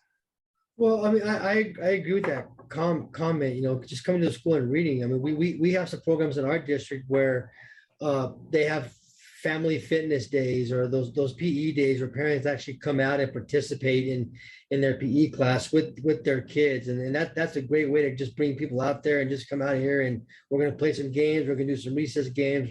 We're going to do some activities with our kids. But I have to preface it by saying this, that it has to start at the campus administration level, because I speak to our parent engagement people all the time about how they can help support shacks and how we can help support their programs. And one of the things that comes up a lot with our parents is we don't feel welcome on our campus. I'd love to go and read to our kids, but the principals, for whatever reason, and now with the new Texas guidelines on all doors have to be locked, everybody has to be screened, and I get all that. And so sometimes I think that makes our parents feel like, well, we're not even welcome here. I mean, we can't even get into the building anymore, let alone spend time with our kids or reading to other students. And those things are great. Those are important. But if even by doing that, if the school administration or the school culture is not welcoming to that kind of activity, it's not going to be as effective. Schools have to be welcoming and open to say, yes, we want you on our campus. We'd love for you to come and have lunch with your child. And don't bring your lunch. Have lunch with them in our cafeteria, eating what we serve them. Don't bring them McDonald's. Come and have lunch with our kids. But the school culture has to support that. Great point, John. Great point. And you're right. It's something that in our discussion, there are the new safety concerns and rules for campuses as well, so that parents may feel not as inviting, or so absolutely. Brandy, do you have a little nugget, a gem? I do. To piggyback almost directly off of that, it is not only pick any campus employee. It's no one's sole responsibility. Is everyone's responsibility to foster relationships. If there is not a relationship, no matter what, they're not going to want to do that or to be around you or to come into your area that you manage and you're the boss and and so all it takes, and if I look at this from the school nurse's perspective, hi, Mrs. Bowlen. I see that Johnny has asthma. I know that you've provided him with an inhaler. Enter XYZ document that they didn't fill out properly. Would you come in and sit with me for a while? Thank you so much. Making that face-to-face contact. Let me help you with this. Could you tell me what it is that we could do better next time so that I wouldn't have to inconvenience you? How could I encourage you to come in and share more with me about Brandy's asthma in the future so that you feel safe to come to me when there's a problem, so that we can prevent things rather than react, we can be proactive. And from that little interaction, we could then say to her, hey, Friday, we're having an open house. Why don't you come? I look so forward to seeing you. And that has nothing to do with being the school nurse. That has to do with fostering a relationship with the parent. And that will help every single person on your campus when Brandy has a bad day, when Brandy has a behavior problem, when Brandy's scores low on the STAR test, when Brandy's having some difficulty expressing her emotions. It opens all these doors for all these relationships, and a mom who's excited to talk to you and feel safe and welcome, where you can partner rather than oftentimes work against each other.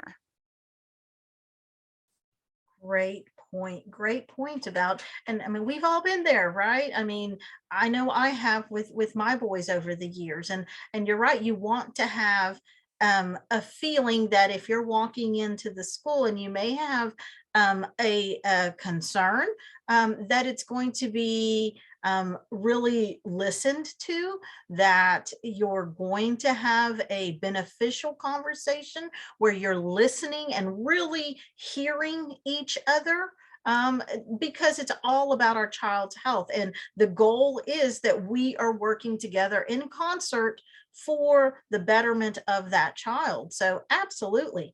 Beverly, love to hear your gems. I would definitely, Brandy, you hit the nail on the head, and so did you, John. You know, child nutrition, we always say, you know, bribe them with a cookie. A chocolate chip cookie does wonders, right? In building those relationships, it's more than just shooting an email. It's more than just sending a flyer home. It's really fostering, you know, like I said, don't just talk about it, be about it, you know. And I agree with what John said. School administrators, they're stressed out about making sure that the doors are locked. They're stressed out about making sure the staff is going to show up. You know, those human elements that happen to us every day. But put yourself in the parent's shoes. As SHAC committees, we can do things as inviting parents beyond the Thanksgiving meal, beyond the Christmas meal, beyond donuts with dads and muffins with mom. It's about getting those conversations started about those human resources that are our best assets, that are outside of those four walls, that you want to invite in and to be an active part. Like I said, don't let them be the fishbowl. You want them to jump in and let's do this thing together. And so talking to child nutrition and advocating across the entire campus, again, from that welcome from that administrator or that registrar or that receptionist that's at the front office. The face of the school is who you see at first. And so helping those parents understand that you're just not sending your kid to school. You're an active part of this. It's a process. We are in this together. And so making them feel welcome, bribing them with that chocolate chip cookie, letting them be heard. And you as an administrator, school nurse, school teacher, community person, be present. It's so important to be present because again, that human interaction, ourselves, we're our best asset. And if we don't advocate for the things that we want to improve, to keep those conversations going all the way from child nutrition down to when that child gets on the bus or gets picked up in the car pickup line, it takes all of us. And to continue those conversations, don't just have it, do it, and then we're done. What else can we do to keep improving? Let those parents know that they're an active part of raising their children. Beautifully said, Beverly. Thank you. Rachelle, do you have anything, another gem to share with us? I mean, I feel like my colleagues are rocking and rolling today. I would agree with everything they have said. You know, I'm looking at the comment in the chat as well, that sometimes they feel like administrators get defensive. And I think it's also important for parents to understand that when you go to an administrator and you offer a suggestion, even with the best of intentions, it's almost like you're talking to someone about their family. And we get defensive, right? If you come to me and you're like, oh, Rachelle, can I talk to you about Addison Gray, my 5-year-old, right? I'm immediately going to be like, oh my gosh, what'd she do? But it takes a second for me to hear what you're saying and realize it's not about me. It's not about anything else that's happening. It's that you're talking about someone that has built a family within their school, and it may not necessarily be about you. It may be their heads immediately turning and like, well, let's talk about all the ways that I've done something to make that happen, as opposed to what feels like defensive. It very much is them putting all the things in place to make that happen. Because like John said, our principals are stressed right now. They are trying to manage school with half a staff or with teachers that are burnt out and tired. And so it's like Beverly said, it's not the process, or it is the process. It's not the person, right? Like it's not about who you're talking to. It's the fact that they're trying to figure out, how do I make this work for you? And also, you know, most administrators are they're going to, no matter what happens, I have my teachers back. And if I have to have a conversation in private, I have that conversation in private, but I'm going to have my teachers back 90% of the time, because that's what I need to do as a school leader. And so just to know that they want you to bring their concerns. They want you to come, the doors are open. But sometimes we got to have that conversation in private, and you may not see what happens on that side as well. Good points. Good points. All right, panelists. I'm looking through the chat to see if did anybody else catch any other questions, or do we have anybody on right now who would like to unmute their mic and ask a question?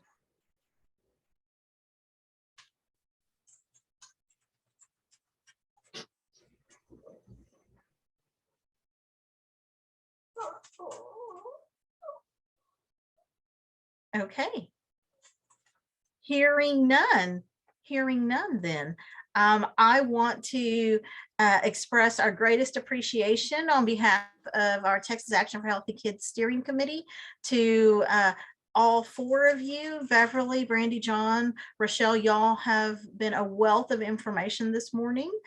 It was a great discussion to kind of get our conference started, thinking about what are some of our biggest concerns, hearing from just this really interdisciplinary team, from nurses, from PE, from counselors, nutrition, to kind of see, you know, where are, you know, this was going to kind of serve as our pulse of where our school districts right now. I love that we were able to talk through, and y'all were able to share some strategies that your districts are currently employing and that y'all are continuing to move forward with. And I, as a parent, also really appreciated the input of how do I get more involved, and myself also being a community member, you know, what can I do to support my school districts? And so all of that was very insightful, and I just round of applause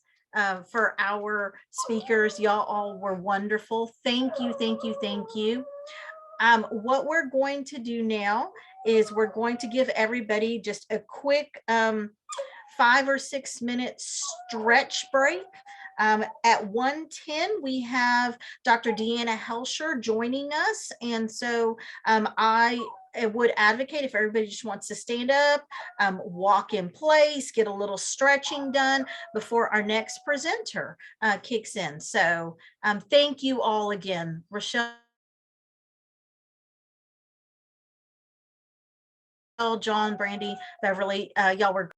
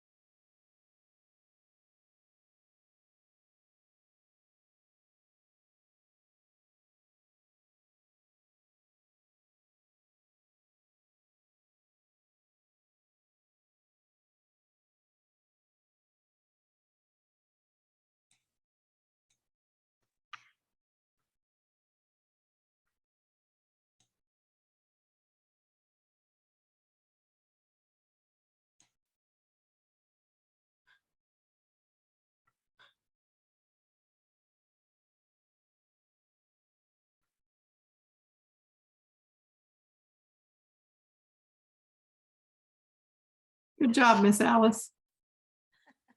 Why, thank you, everyone. Thanks so much for Excellent panel. joining us today. We will be kicking off with Dr. Deanna Hoelscher in about 3 minutes or so. So if everybody can start, grab another coffee, water, and we will be right back with everybody.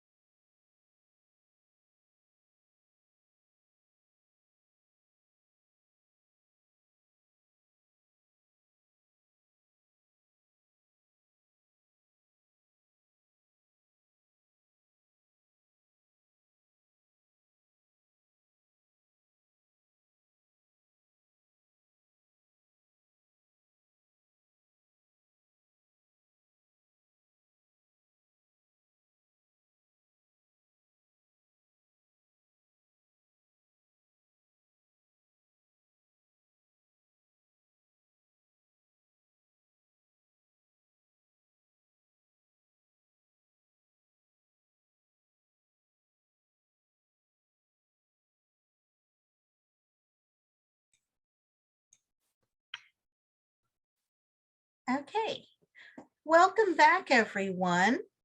I am pleased and honored to introduce our next presenter. Joining us now is Dr. Deanna Hoelscher. She is the campus dean for the UTHealth School of Public Health Austin campus, and she's also the Austin campus director for Michael and Susan Dell Center for Healthy Living. And she is joining us today to, again, we started our panel discussion with just kind of from the school's perspective, from a variety of our school and community members, and hearing about their perspective of where we are. And Deanna is going to bring us some of the data and some of the research and where are we exactly with our health of our children currently. And so Deanna, I am going to put it away to you now. Excellent. So can you hear me okay? Yes. Okay, perfect.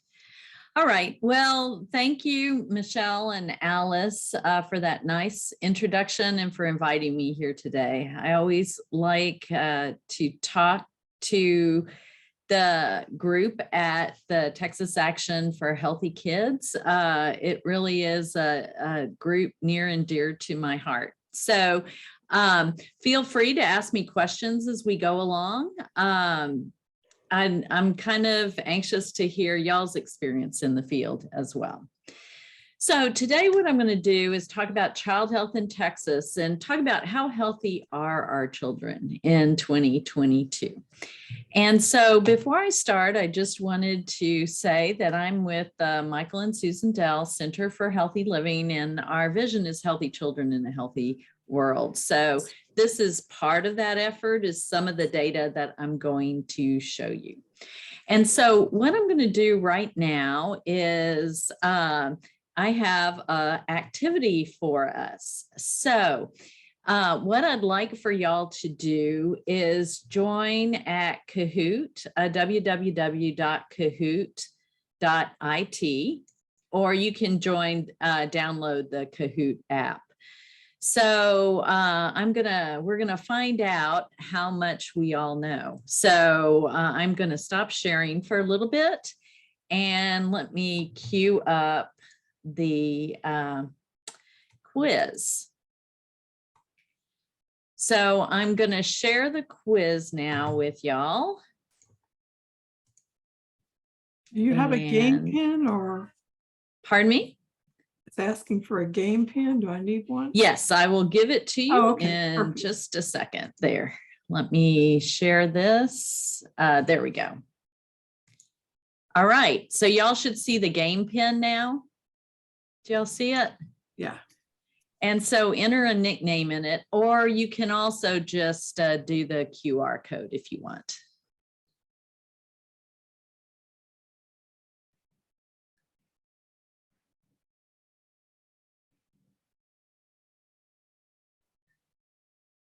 I like these names. So we'll wait just a few more minutes and get everybody on there.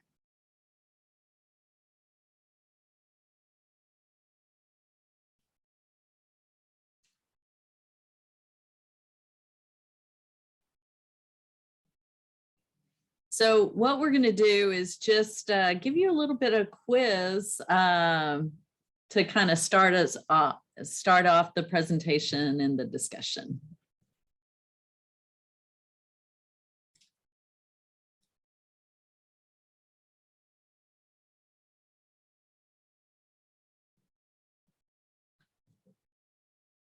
Okay, we're doing good. It takes a little while for everybody to get in on the game.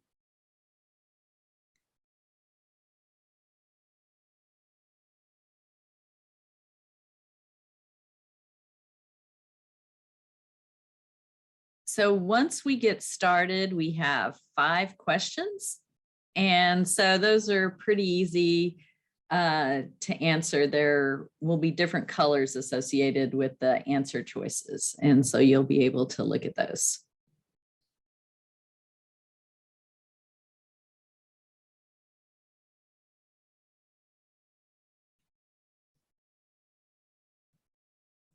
Okay, I think we'll go ahead and get started then. Oh, we've still got a few more coming. There we go. All right, let's start.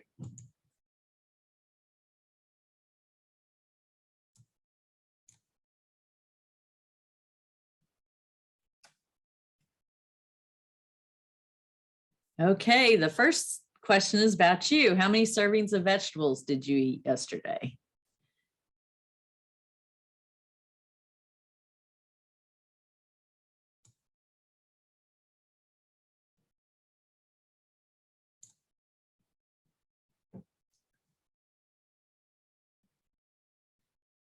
All right, so most people had 3 or more. Great, doing well. So here's the next question. Oh, I forgot, we have the scoreboard. So you can see how you scored.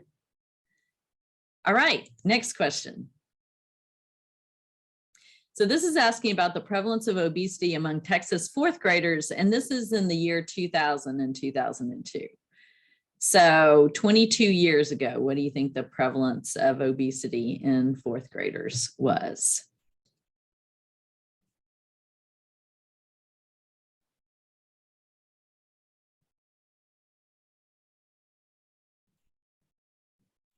Okay, the correct answer is 25.6. So good. So we're adjusting our scoreboard and on to the next question. So now I'm asking about the prevalence of obesity among Texas 4th graders in 2019, 2020. So that's the most recent data we have. It's 2019, 2020. So these are the same numbers as before. So look at it and make your choice.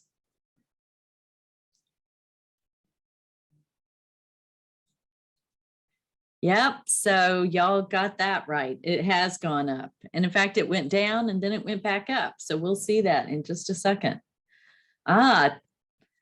Texas is doing well. Okay, what was the prevalence of food insecurity? And this is among Texas households with 2nd grade students in 2019, 2020. So those are your choices. So we'll be talking a little bit about food insecurity today.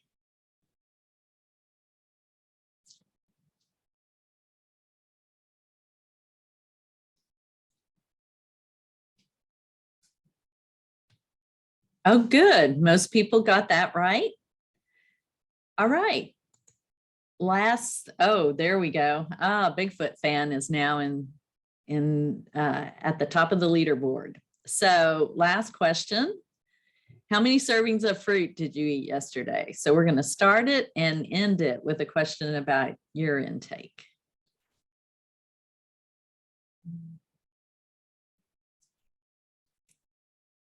And there we went. Good. We've got a very healthy crew. So here's the podium. Champ is number 3. Texas is number 2. And here it comes. Bigfoot fan is number 1. So congratulations all around. Flower and Jack were runners up. So I'm gonna stop sharing now. And thank you for participating in that. And so now we're gonna go back to the presentation. So let me share my screen again.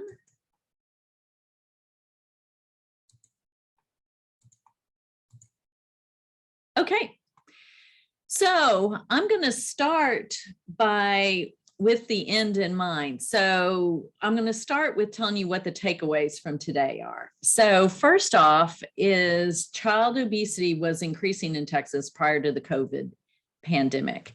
I'll talk a little bit more about that later. We're currently measuring child obesity status. Diets of Texas children need improvement. We have some suggestions for those.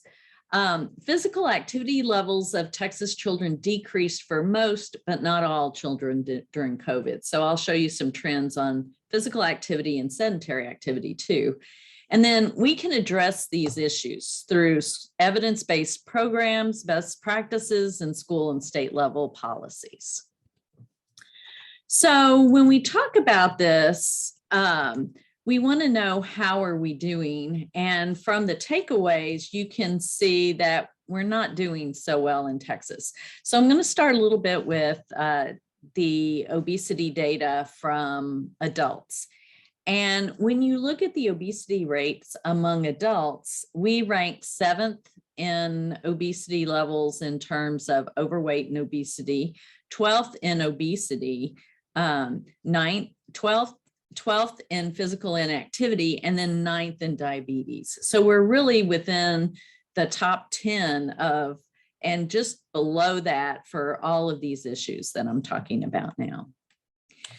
So we know that there are a lot of excess annual cost associated with obesity. So these are the extra costs per year that if a child has obesity or an adult has obesity that they would incur. So with kids, it's $116 per child per year. If they have obesity, if they have severe obesity, it's over $300. It's a lot more, as you can see, with adults. And this increases when you talk about adults, for example, 50 to 60 or 60 to 70, these amounts go up even more.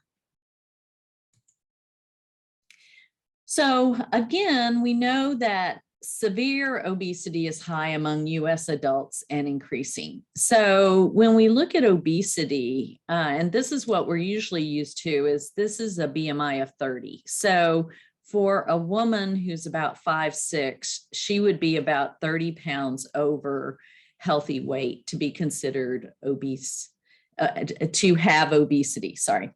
If we're talking about severe obesity, that's more like 100 pounds over. So you can see that this definitely is a lot more weight. And for the most recent data we actually have a little bit more recent data, but the numbers haven't changed substantially. So 40% of adults have obesity in the US, but 9% have severe obesity. And so keep this 9% in your mind because I'll be referring back to it later.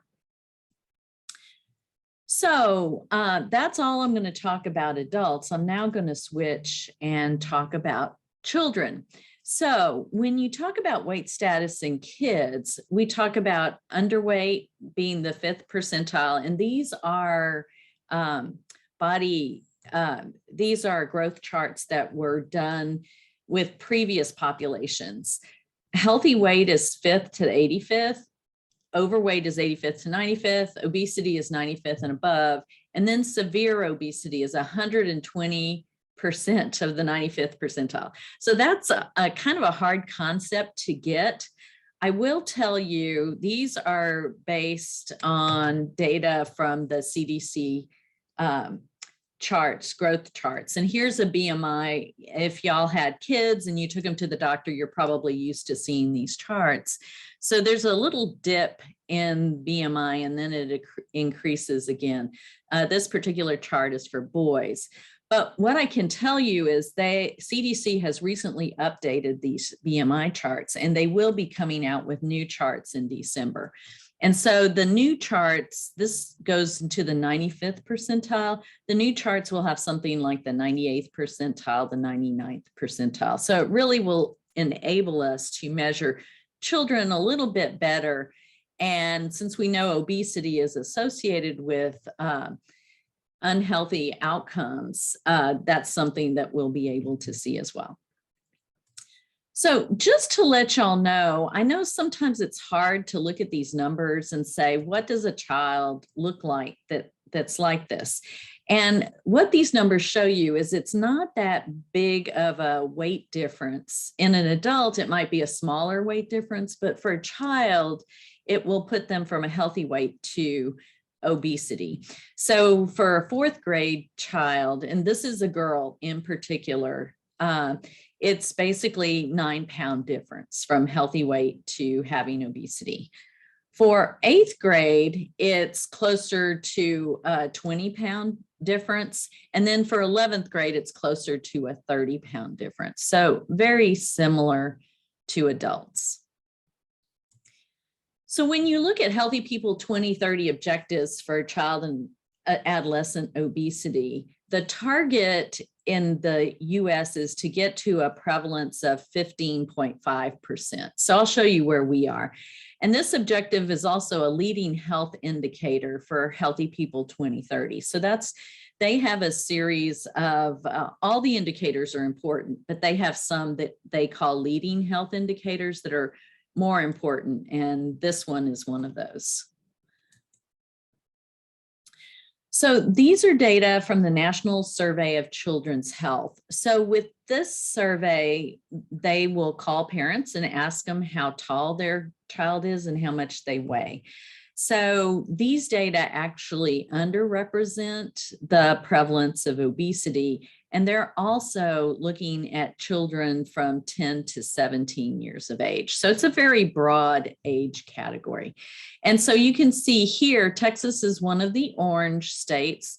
So it ranges from 15 to less than 20% prevalence of obesity. And this is 2018, 2019. Again, the most recent data that we have for prevalence study. So it really doesn't matter which survey you look at. This first one, these data are from WIC. They're kids 2 to 4 years old. The second one is the data from the National Survey of Children's Health. And these data right here are from YRBS, the Youth Risk Behavior Survey. And no matter how you look at it, child obesity rates are higher in Texas. This is Texas. Oh, sorry. This is Texas. This is the US. So it's always higher in Texas than it is in the US in general. So these are our Texas SPAN data. And so these are from 2000, 2002, all the way up to 2019, 2020. So we're currently measuring in schools now. So if y'all are at one of the schools that we're measuring it or one of the districts, thank you very much for having us in. These data are very critical for the state, and we really appreciate the time you take to help us collect these data, because I know it can be a burden on what y'all already have on your plates. But if you look at our data, the 4th grade, we actually had a significant decrease in the rates of obesity. So it did go down in 2004, 2005, stayed that way to 2009, 2011. And then it went up in 2015, 2016, and then it went up again in 2019, 2020. So it's actually higher in 2019, 2020 than it was when we first started measuring in 2000 to 2002. With the 8th grade, you saw a little bit of a dip. This was not statistically significant, but then it went back up again. With 11th grade, it's pretty much gone up for the most part. So if you look at this further, here you can see this is the Healthy People 2030 goal that I mentioned, the 15.5%. So we're very much higher than that across all of our age groups. And then this is where the US data is at 19.7%. And you can see that we're above that in all age groups too. So one of the things that's unusual about Texas is our Texas-Mexico border, as you all know. Well, if you look at the prevalence of obesity at the border versus non-border, whether you're looking at 2nd grade, 4th grade, 8th grade, or 11th grade, we have a higher prevalence of child obesity at the Texas-Mexico border than we do in the interior part of Texas. So this is another trend that I want to show you. It's severe obesity among US children. And this is ages 2 to 19. But as you can see in the 70s, it was about 1% prevalence. In the most recent data, it was a 6% prevalence. So keep that 6% in mind. So when we look at severe obesity among children in Texas, it's higher than in the US. So for 2nd grade, it was 10%. For 4th grade, it was 11.5%.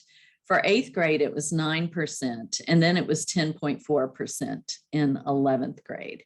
So if you think back to the adult data that I showed you, the prevalence of severe obesity was 9%. So essentially, our children are at the point where adults are in the United States in general.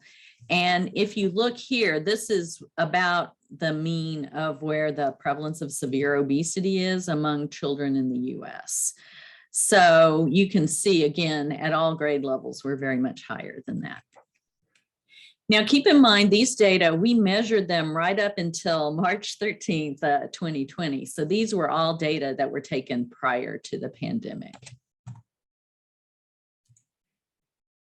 So one of the things I'd like to do now is kind of switch and talk about some of the behaviors. So in 2019, 2020, if you look at the number of times vegetables were consumed per day per grade, this is 2nd, 4th, 8th, and 11th grade. Orange is none, green is 1 time, blue is 2 times, and red is 3 or more times. So you really want most of the kids to consume vegetables 3 or more times a day.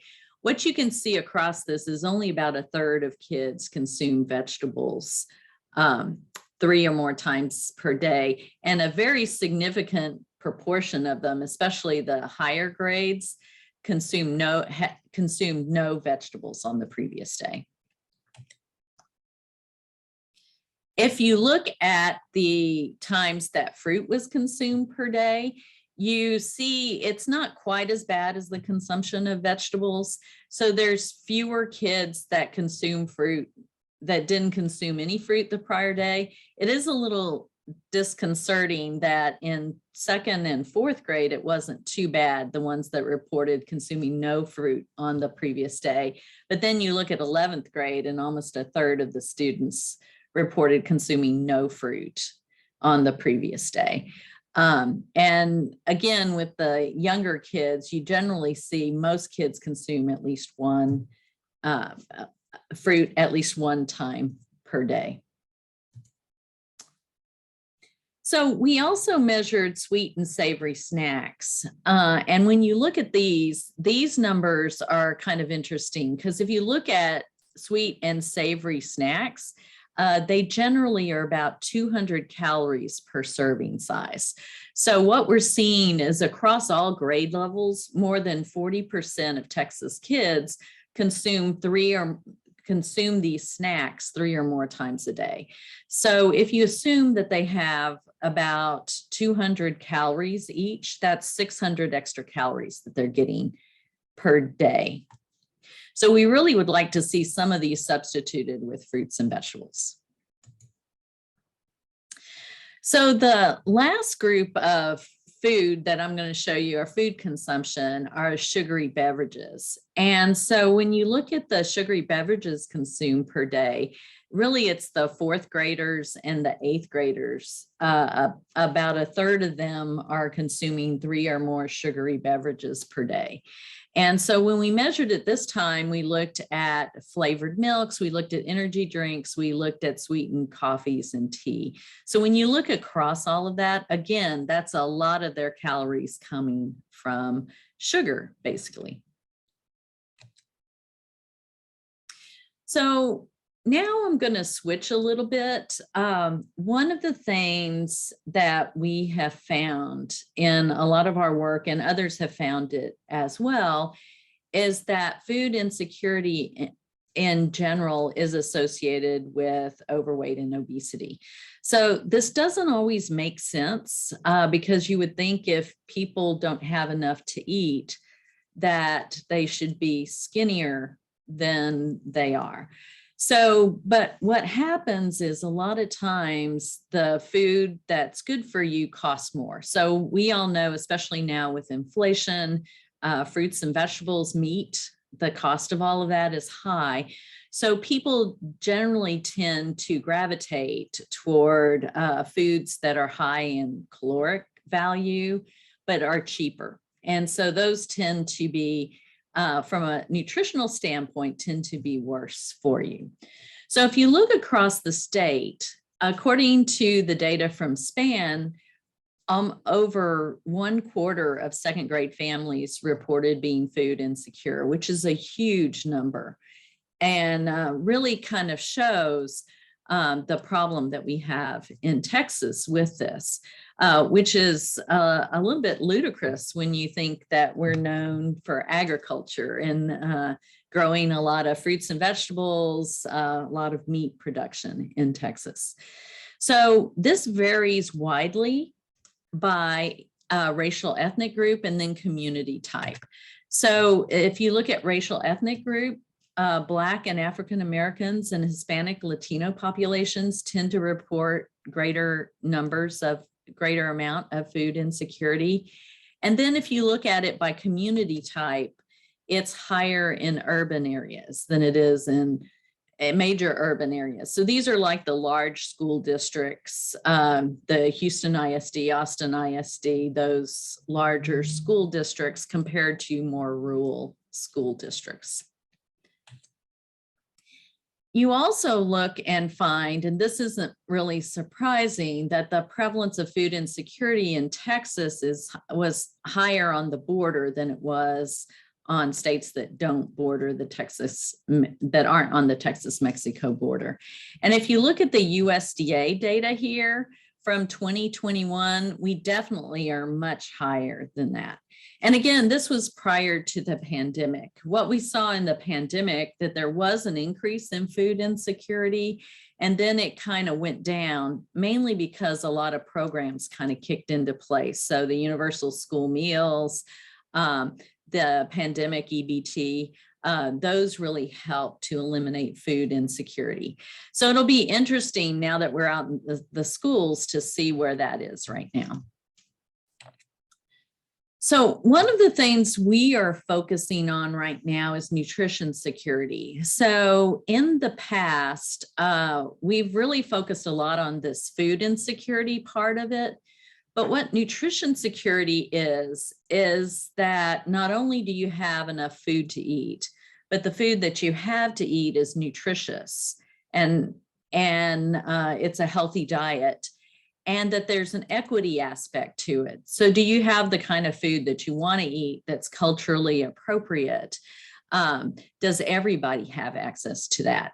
So a lot of the interventions that we're looking at now kind of address more nutrition security. So things like the food prescription programs, which are increasingly being used in Texas, and we're trying to get those incorporated through insurance and other means. Universal school meals do a lot to address nutrition security. And we've seen that throughout the pandemic. And then other things like SNAP access for people.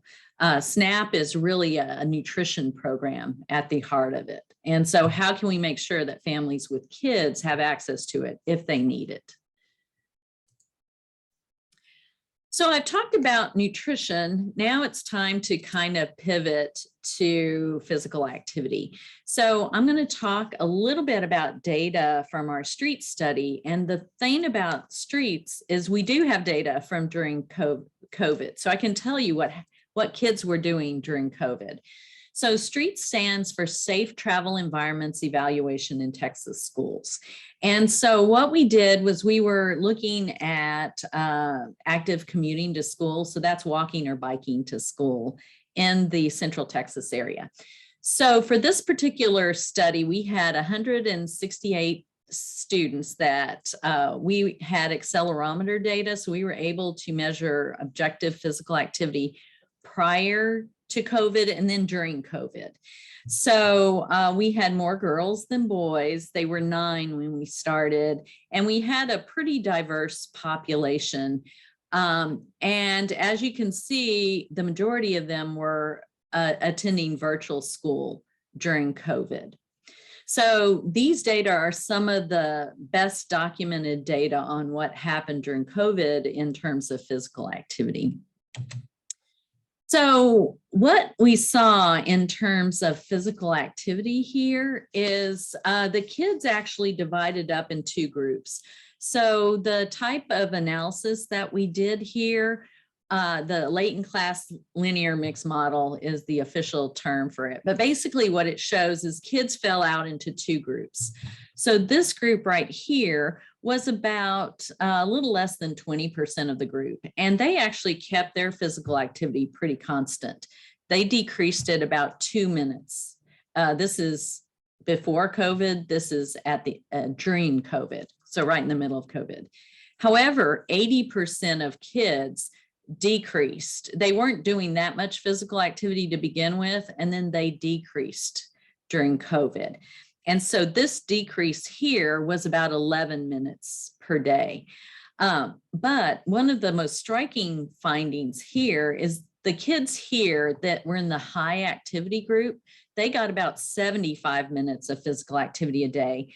These kids down here got about 30 minutes of physical activity a day. So it's a difference of almost 45 minutes a day, which is huge when you think about it. And then if you look at, if you look at the important factors, one was gender. So more girls were in this group than in this group. There were more boys in this group. And then social cohesion. So what social cohesion is basically in the neighborhoods, how well do you know your neighbor? So if they were in safe neighborhoods where you knew your neighbor and neighbors supported each other, the kids were more likely, what we're thinking is they were more likely to go outside and play, and their parents let them do that during COVID.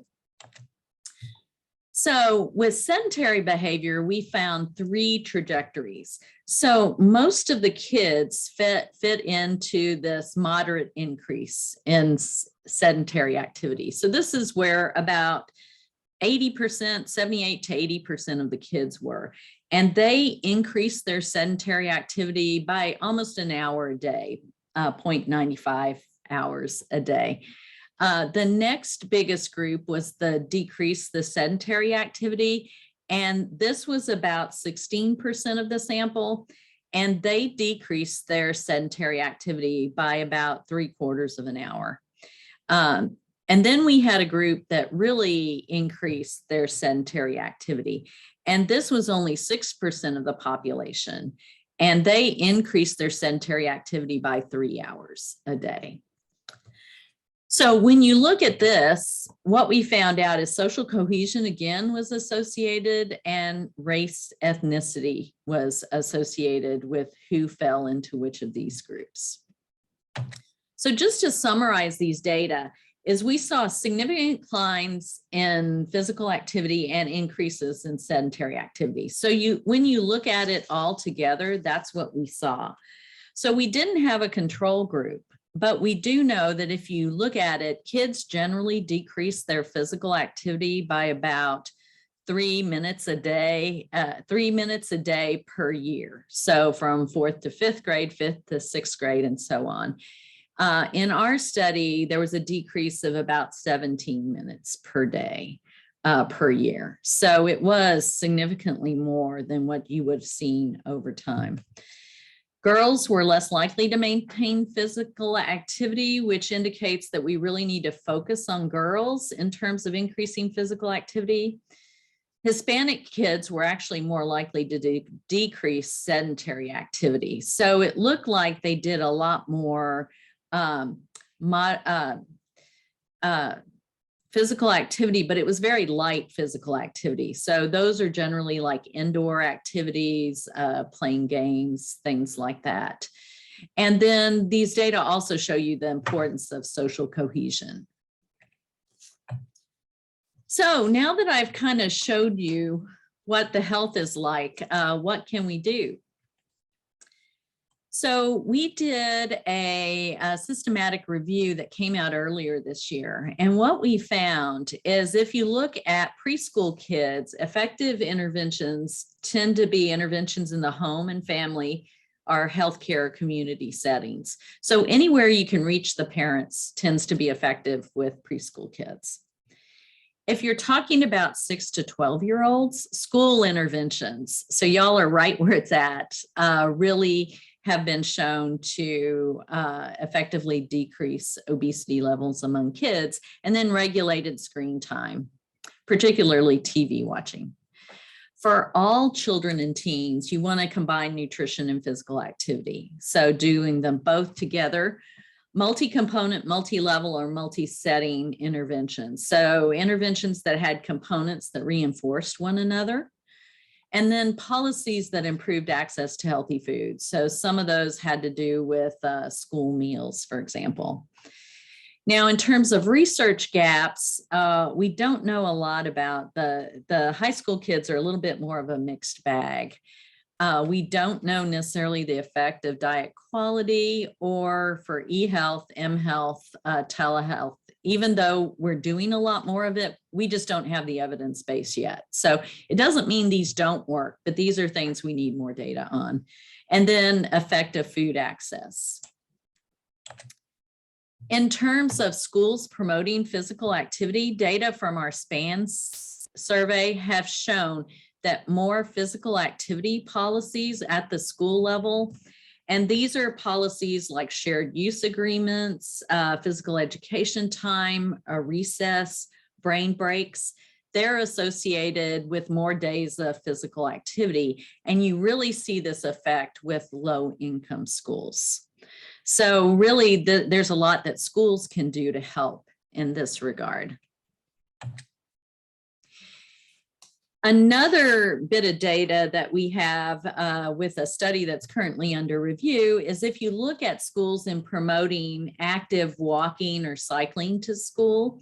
So again, the number of school policies that you have is significantly and positively associated with the percent of school trips by active travel modes.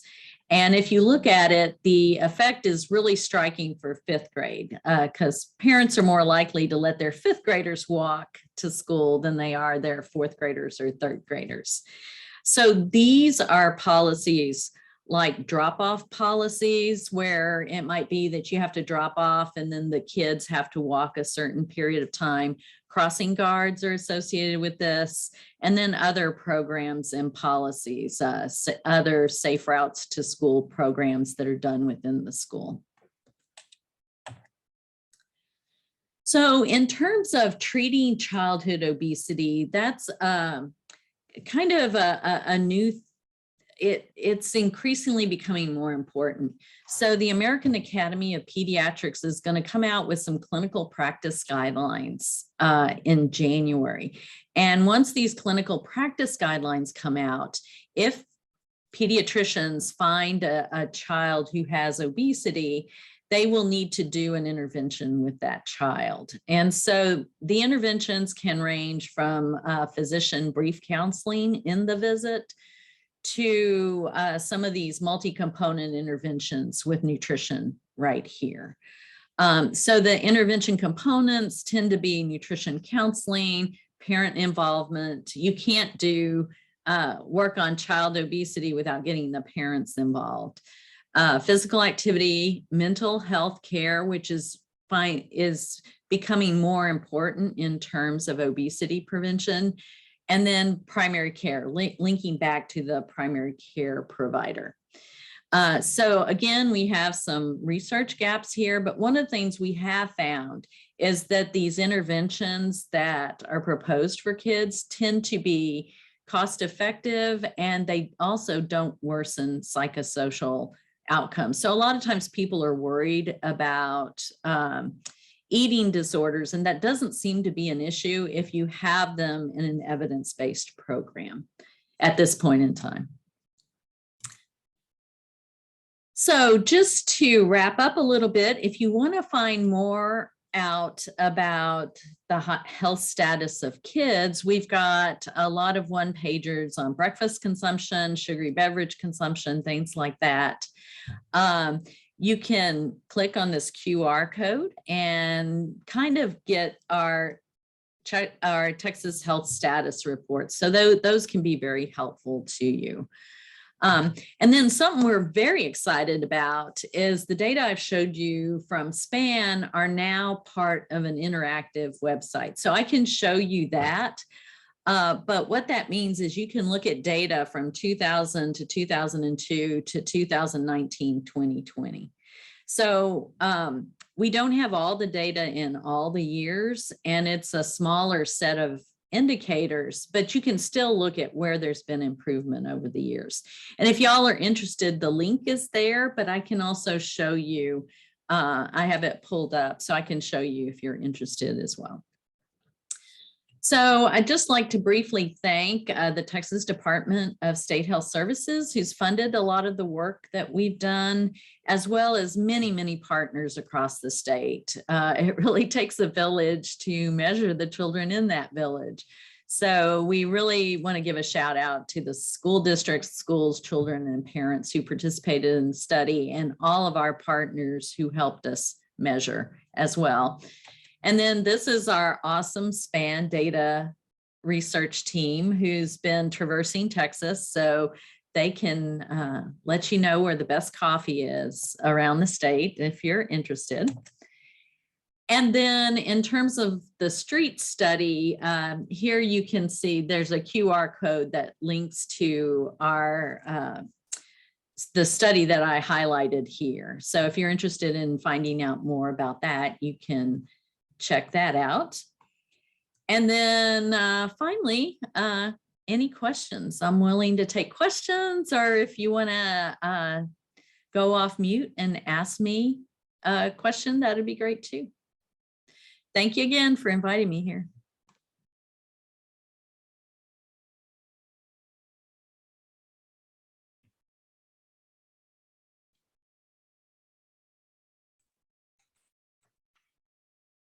Thank you so much, Deanna. I'm looking through the chat here to see if we have any questions. Or if individuals would like, they could go ahead and just take themselves off of mute and ask a question. Yeah, Alice, I have a quick question. Yeah, I can show the first QR code. Oh, and then John. There you go. Okay, John, was that a question from you? Yeah, yes. So Deanna, share with us, please, how does the state use this data? Does TEA or our lawmakers use this data to help us support and advocate, like I talked about earlier, more physical activity time in schools and mandating certain things? Are our state lawmakers using this data for that? We are distributing that to them. We're also doing some webinars to get it to them. As y'all know, there's some legislators that are really great in terms of supporting school health. So those, we're making sure we get this data to them. I also presented to the state SHAC. So they've seen the data, especially the physical activity data. But I mean, it helps to have people like y'all that are out in the state kind of use these data as well. So if you have any suggestions for us on places that we can disseminate, we're all ears, because we're really trying to make sure that people understand these data. Based on data that we've seen from other places, we are anticipating that obesity levels will increase and that physical activity and diet will go down overall with kids in schools now. But like I said, we haven't seen that. We probably won't have those data until late next summer. Thank you.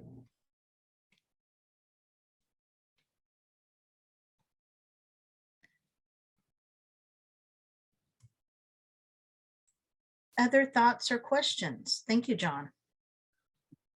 I have a couple of nice comments in there, Deanna, saying thank you for the recent information and all the work you continue to share relevant data. Thank you. It is appreciated. Well, let me show you the new SPAN. Let me show you our new SPAN Data Explorer, because it's got all the years, because I think that might be of interest. Let me, I'm going, hold on, there we go. All right. Let me share again so y'all can see what it looks like. But in case you need state level data, here it is. So basically what this shows is it says about Texas SPAN, and you can choose diet, and then you can go to a drop-down menu here, and you can select one of these dietary variables. And then, so I have fruit consumption. I have it statewide. You can also do it by border, non-border if you want. You can choose all or female or male. You can choose all together, the total sample, or separate it by racial ethnic group. And then you can do grade level. And so like second grade, we started collecting in 2015, 2016. So we don't always have data for all those years. But you can look like in terms of fruit consumption. So if you look way back here in 2000, 2002, almost half of the kids, and this is in 8th grade right here. So almost half of the kids were consuming no fruit. But then if you look here, it's actually gone down a little bit. So you can kind of look across and see trends over time, which is kind of fun. It's for the whole state. We do have regional data, but some of the regional data, we had different designations for different years. So if that's something you're interested in, you can contact me directly. I love this, Deanna. Yeah, this SPAN Data Explorer is great. I could see just a number of ways that having some of this specific data by grade level, or if you're trying to bring an issue to your school board, or that to be able to have this access is fantastic. Thank you so much for sharing that with us. Sure. And then you can do physical activity, sedentary behavior, and then health status. We have dental visits, perceived weight, and then weight status if you're interested in that too. Can you click on the soda ones? I'm just curious what those look like. Which one? The soda consumption. Oh, okay. I'll do regular soda consumption. Yeah, that'd be good. Just Okay. curious. What grade do you want? Let's say 8th. Okay, 8th. So you click on this, you click on what you want here, and then you say generate. And it does it. So, and so here, what you see is in 2019, 2020. So this is the most recent data at the top. So we actually have a higher percentage that are not drinking as much soda now as we had in 2004, 2005. So it looks like we didn't have data in 2000, 2002. But Deanna, also of interest is it looks like those that are having 3 or more times is also decreased. Yeah. So anyway, you can show some progress in some of these, and especially when you look across all the years. Mhm. Cool. Thanks. Yeah.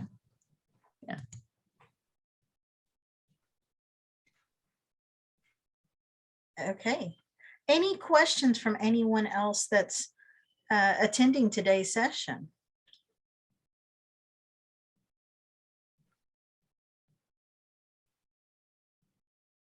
Okay.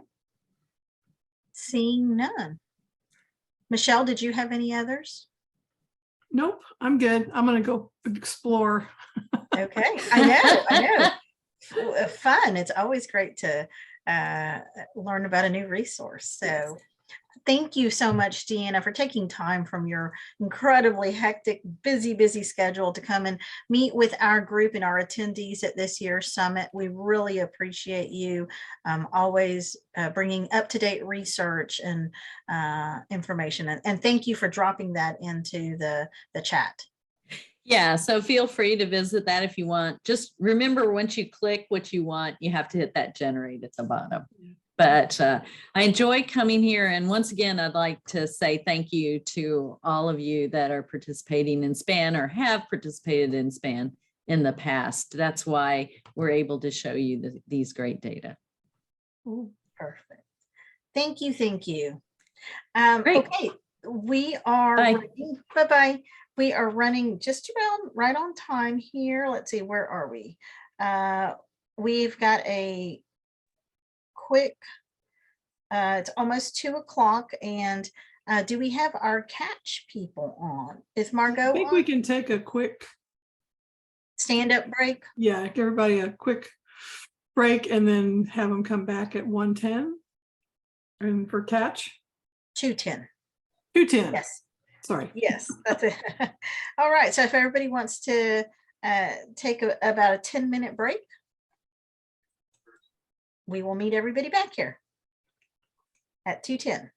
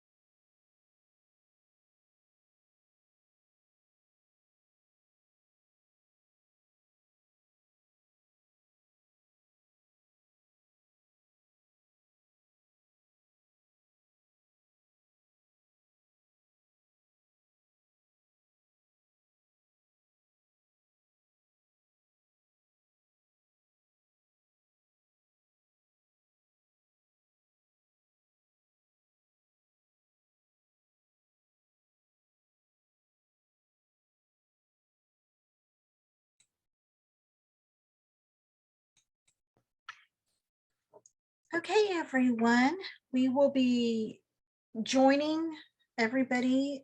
We encourage you to start heading back if everyone can.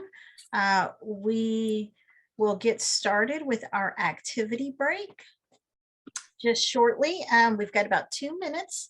Hi, Margot. Hello, hello. Glad to be here. Yes. No, we finished our last session just a minute or two early. We gave everybody an opportunity to get up, go get some water, and just take a quick little walk. But we would love to have your catch activity break in just a couple of minutes. We asked everybody to be back at 2:10. So All right, I'm ready to roll as soon as you give me the sign. okay, super.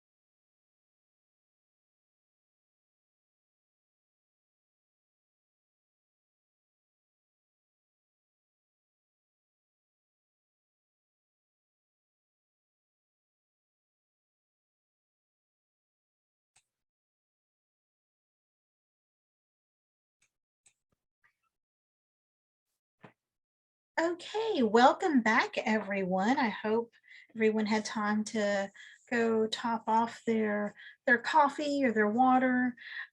We are incredibly thrilled to have Miss Margot Toppin, Vice President of Programs for the Catch Global Foundation, who's going to be joining us for a few minutes and help us all get in a much needed break throughout the day. We have encouraged everybody to just stand up and do a little walk in place or a little stretching break, but we are thrilled to have somebody actually lead us through an activity and share a little bit about some of the resources they have. So Margot, take it away. Okay, great. And I just want to check, can you guys all see my screen with the mental health and wellness? Great, perfect. Then we are ready to roll. So hi, everybody. I'm Margot Toppin. I'm the VP of Programs for Catch Global Foundation. And since your next session is on mental health and wellness, I thought I would share an activity. This is an activity in the mental health and wellness unit of our Health Ed Journeys comprehensive health education curriculum that meets all TEKS. These lessons are also included in our SEL Journeys explicit SEL program. So we have some lessons. Mental health and SEL are not exactly the same thing, but the lessons on mental health do focus on helping students to understand the brain development and how what's going on in their brain and body influence how they act, how they feel, and then of course what to do to support others who are struggling, as well as how to support themselves. So this is from our grade 3 through 5, our very first lesson on brain development. And yes, this is an activity break and we will be standing up and moving very shortly, and I'm going to give a sitting modification for anybody who is not able to stand at this time. So in our mental health and wellness brain development lesson for 3rd through 5th grade, students first Hi, I'm it's gonna Paz. just let Paz tell you. Today's Say big hello. idea is brain development. Let's learn more about it and then complete some activities to turn ideas into action. So I'm just going to go a little quickly through the lesson here, so you can kind of see what our lessons look like, but just in a very, I was just going to kind of fly by on your screen. So we always start by defining a big idea for students, defining that our brain is a complex muscle that controls our body's movement, our decision-making, and our emotions, unlike any other muscle. And that everyone's brain develops at a different pace, and different parts of our brain play a big role in how we feel and make choices. And that's what our physical activity is going to revolve around. We're going to be we're going to be thinking about how we're using either our prefrontal cortex, which is the thinking part of our brain, the amygdala, the feeling part of our brain, or the brainstem, which is our fight or flight, our action, our response. When something happens and we just want to do something impulsively, take action without stopping to think or feel, that means that the action part of our brain is kind of driving us. So think for a sec, what part of your brain do you think is the strongest? The thinking part, the feeling part, or the remembering part? Who sits in your driver's seat? All right, so one way that we involve students in this, thinking about this in a physically active way, is through brain yoga. So I'm going to go ahead and invite those who are able to stand to do so at this time. I will show each action as a standing action, and then I will demonstrate a sitting adaptation.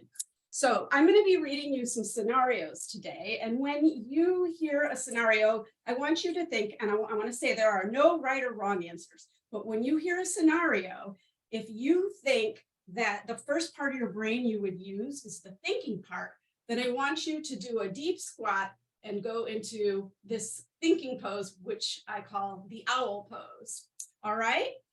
If you are sitting in a chair, you can do that same thing in a chair, just kind of do the hand action and you'll be good, and you'll still be moving a part of your body and thinking about how you're using your brain. If you think you are using the feeling part of your brain, then you have a couple of choices. You can go into a full downward dog, because that's our therapy dog pose. Or if you're seated, you can give yourself a hug. Or because you're on Zoom and we're all adults here and downward dog feels awkward, you can just reach over and touch your toes, or go down, bend over to whatever is comfortable for you. And lastly, we're going to think about the action part of our brain. If we think that we would just take action without thinking or feeling, without taking that time to think or feel, we're going to take a warrior pose, which is our arms straight up, one leg out front with our toes pointed forward, and the other leg in the back with our toes pointed to the side. All right, so that's your action part. You can choose either your right or left leg to go forward. It doesn't matter. If you are doing this seated, you can just raise your arms straight up in the air like a proud warrior. Okay, so we are going to get some scenarios going, and you will let me know if you think you are using your thinking part, your feeling part, or your action part. Here we go. So situation one, you have just been told that an event you've really been looking forward to has been canceled. What part of your brain would jump to work first in that situation? Would it be your thinking part, your feeling part, or your action part? I know for me that I would be very disappointed. So I would probably be feeling more than thinking or taking action. So for me, that would be my therapy dog pose. But there are no right or wrong answers. Situation two, you're playing a game and have to solve a puzzle in order to move ahead in the game. What part of your brain would you be engaging the most? The thinking part, the feeling part, or the action part? Sorry, action part. I know for me, I would probably be thinking. So go ahead. If that's you, you can take your thinking pose. But some people just like to charge ahead. So maybe you thought about action. I don't know. All right, situation number three, you're playing outside and a hornet lands on you. What would you do in that moment? This is my answer. All right, situation four, You're playing a team game and your team lost. That's my therapy dog for sure. Situation 5, you're walking home and see 2 cars crash into each other just as you're about to cross the street. Wow. Personally, I would probably take action, and my action would be to stay right where I am and not cross the street. But maybe you're feeling scared. Situation 6, it's the middle of the night and you just woke up from a bad dream. What's happening? For me, I'm super scared and I'm feeling. Situation 7, you're at school and have to complete a difficult math worksheet. This is my answer. And our last situation, you finally see one of your favorite friends or family members after not seeing them for a long time. For me, that makes me feel really good. That would be the feeling part of my brain at work.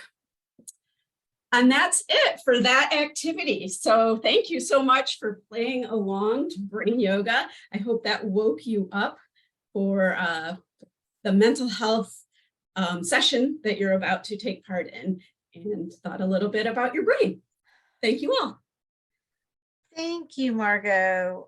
Yes, absolutely. I find myself doing my owl pose.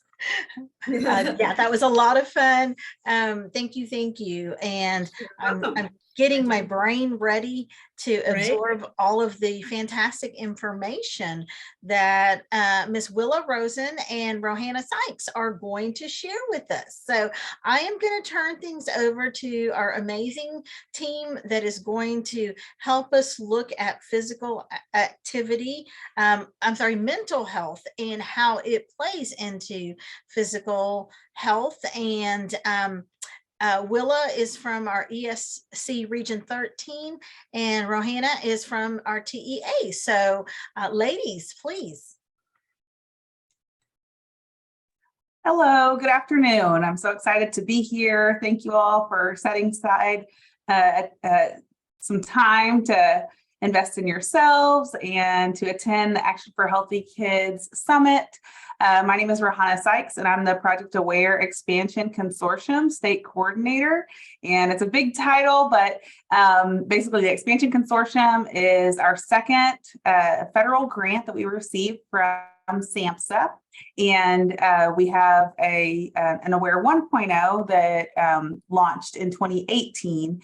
And so I'm happy to be here. We support student mental health and increase the infrastructure for statewide school mental health supports, establishing partnerships between schools and our local mental health authorities, and bringing in licensed mental health practitioners into the schools to be able to provide supports for students. So I'm excited to be here with my esteemed colleague, Willa Rosen, who's in Region 13, and she is part of our Expansion Consortium grant, an essential part of connecting the LEAs, those local education agencies, with their community partners, and works with us on the state team. So I'm happy to be able to share some resources at the end of the presentation today, and Willa is going to start us off. Okay, well, hey, good afternoon, everybody. So good to see some familiar faces in the chat and on the participant list. Real happy and delighted not just to work with Rohanna, but to be able to kind of just share some ideas around mental health and taking care of our whole selves and our whole body. So I'm going to go ahead and share my screen. I have a few slides. This will be available for you after the presentation. So again, happy to share this with everybody. So let's get this party started. We're here, Rohanna and I both have lots of letters behind their names. Basically, that means that, we're qualified mental health professionals in different disciplines. So Rohanna is a professional counselor and supervisor. I'm a clinical social worker and licensed chemical dependency counselor. So you get lots of different perspectives in visiting with us. Some things that I want to start with is talking about supporting both our educators and our students. And normally, up until this past year, we always talk about students first. This year, we need to talk about our teachers and what we can do to support them and their mental wellness and well-being. So a little bit of talk about grief and loss. That is, seems to be going, it seems to be a big issue right now where we have lots of interest in that. Take a little bit of information for those of you guys that are working on more of a systems perspective. I'd love to share a little bit of information about the free resource, the SHAPE system, where local organizations or education groups can get together and look and kind of take a 10,000-foot overview about their program. And then share some resources and information and other learning opportunities. If you or some colleagues are wanting to learn more, give you some, some ideas of where to go. And then Rohan is going to talk again about some resources that are available to everybody at the statewide level. So when we're talking about supporting our staff, I think it's important just for us to kind of pause here for a second and just acknowledge this has been a rough year. Our schools and school districts and community partners are dealing with staffing shortages that are unprecedented in my 30+ years in the field. People are tired or burnt out. The pandemic has been hard on everybody, especially schools. There's also political concerns, other things. And it's important as we're thinking forward, if our teachers are not feeling well and supported, it's very hard for them to help the wellness for the children in their classrooms or the other folks on their faculty. So as we're thinking about this, I want to put through the lens of let's help our educators take care of themselves. Burnout is pretty bad right now. We have a lot of different people that are leaving the field, a lot of people that are looking for other jobs because of the hiring shortages in multiple industries, not in the K-12 education industry alone, that there's opportunities where people are leaving the field quite a bit. For the first 5 years of teaching, a lot of people decide teaching's not for them and go find something else as a way to earn their living. But, it's pretty much at epic levels at this point in time. And, to look at ways of trying to reduce burnout, which I'll share with you guys in a second.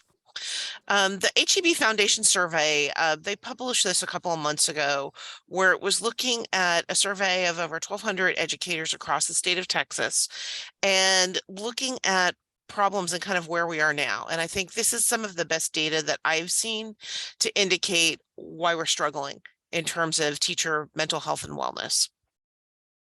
The key findings from the survey include that over 3/4 of teachers have seriously considered leaving the field. And this is up significantly, almost 20 points in the past couple of years. That 72% have actually not just talked about it or said, hey, I need to do something else, but they've actually gone online, gone on interviews, put their resume out there, connected with other people to do it. So it's not just kind of a passive, gee, I think I don't want to be teaching anymore. It's something where people are really seriously wanting to leave. And, again, to tie in with that, 6 out of 10 teachers are expecting to leave the field within the next 5 years. And, one thing that was of concern to me is like over 85%, 86% of folks feel like their responsibilities of other things that they have to do get in the way of them being a good teacher and, getting in the way of those responsibilities. And a similar percentage, a little bit over 80%, said that they don't have enough time to plan and deal with the standardized testing. So our ask on our educators is a lot, and it just only seems to be getting worse in terms of what's being demanded on this. Now, the upside from this survey is there's actionable, concrete things that we can do to try to mitigate this. So, while the survey results were very concerning, I think to pretty much anybody that looked at it, some people were even moved to the point of tears talking about it, that there are specific strategies that the survey identified where we can retain teachers and keep them along. Positive work culture and environment was overwhelmingly 97% said that was an important component of wanting to stay, feeling connected with your colleagues, with your school, with your students. Additionally, 85% said that having more time off for mental health days or just to, relax and have well-being, both for them as well as the students. And then again, considering that teachers were concerned about not enough planning time, to ask for more planning time, and then to have more input into leadership decisions regarding the districts. And then 80% or 79% said that they wanted opportunities to do more things, or to let their kind of creativity fly. Because again, people are feeling very hemmed in terms of their job responsibilities.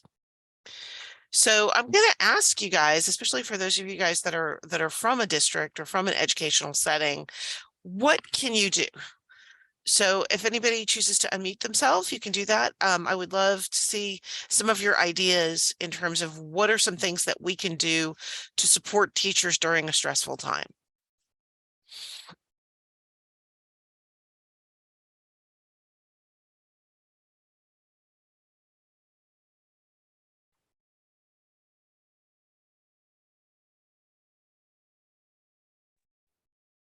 Hi, can you hear me?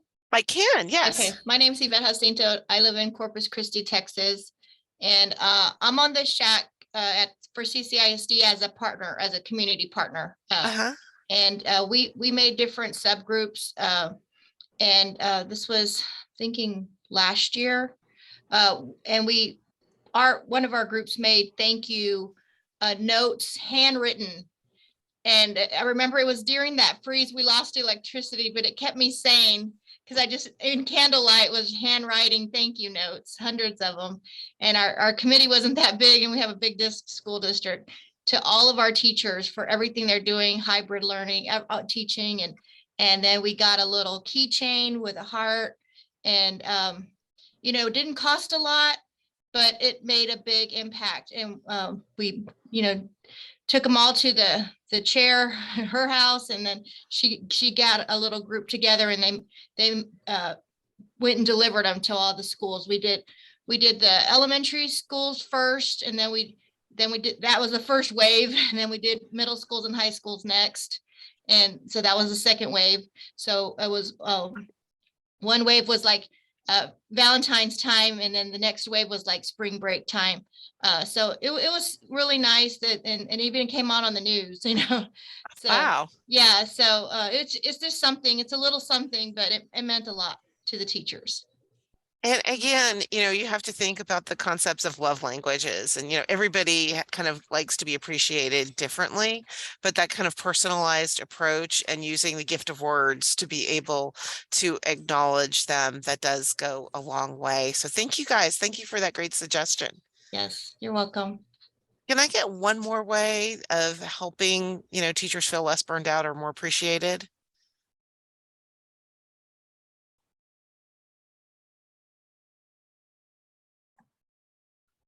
Hi, can you hear me? Mhm. Oh, okay. I'm Joy Self. I'm from Baylor County. I'm an extension agent. And our PTO, they arrange luncheons for the teachers.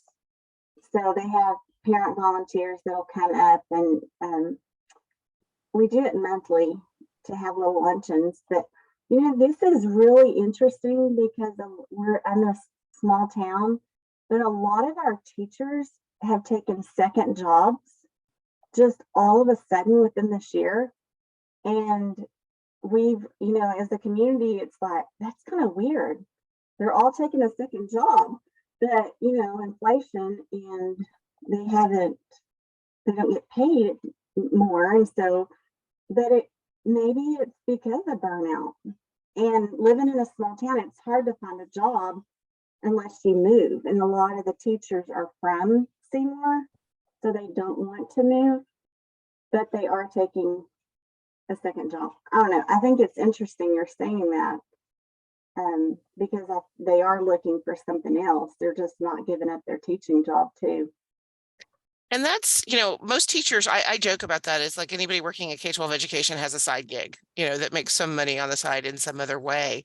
But yeah, you're absolutely right. The teaching, and a lot of the districts have increased their salary somewhat, but it hasn't kept pace of a $5 gallon of milk and $4 for a pound of butter. And, you know, even just some of the basics have gotten a lot more expensive. We won't even talk about property taxes and that type of thing. But yes, I mean, actually showing people appreciation, you know, home cooked meals are always warm. And, you know, again, not just on Teacher Appreciation Day. I love the fact that you guys are doing that more regularly. Yes. Oh, I'm sorry. I didn't want to interrupt. Just very quickly, my daughter's a kindergarten teacher for 20 years. And one thing that they did as part of one of their staff development days, an in-service day in the spring, was directed toward self-improvement, self-love, so to speak. And so I was one of the speakers. I'm a dietitian, and talked about basic nutrition, and then did a little bit of crock pot cooking so your dinner's ready when you get home. But they had a chair masseuse, and they had people talking about taking care of yourself, because we've already said you're not effective with others if you're not taking care of yourself. And I think we caregivers lose sight of that, and teachers are caregivers. So just real quickly, they directed one full day just at self-love and kind of simple things, but that get lost when you're under stress. I'm really glad that you mentioned that, just in terms of, you know, again, to try to reinforce that and incorporate that into staff development and professional development. And I think that's part of the key. I'm just acknowledging what January is saying in the chat, that caregiver burnout, it's real, you know, and it's not pretty at all. But to be able to, you know, again, give them space for that. One other resource that you guys may want to check out, and she's got a really good TED Talk, is Dr. Kristen Neff. She has a whole experience in research with self-compassion, and to do some of her exercises or show some of her videos. And she's got some short ones as well as like her TED Talk. That's something that's very easy, free, cheap, that you can incorporate into your working with your team to try to reinforce that culture of self-care and self-compassion. So thank you for bringing that up. I appreciate that so much. So moving along, some other strategies that you guys may wish to consider is looking at different types of mental health services for people that are struggling. And I think most people have had, if nothing else, just a few moments of just feeling like they're going to lose it, or that are just it's really hard for them to manage work and life and home and other responsibilities as well. So one thing that you guys can do is, every county in Texas is districted to a different local mental health authority, or these are the different community mental health centers across the state. And sometimes they're very generous. They can come out to a school and share some information on mental health with the parents, with the faculty, even with kids, just to talk about basic mental health awareness. They also offer youth mental health first aid, which is a great training for adults to be able to support kids that may be going through some things or in crisis. So this is, again, if you guys are not already in touch with your community mental health center, I would encourage you to reach out and to see if they can partner with your schools with sharing some of their knowledge and experience in these areas.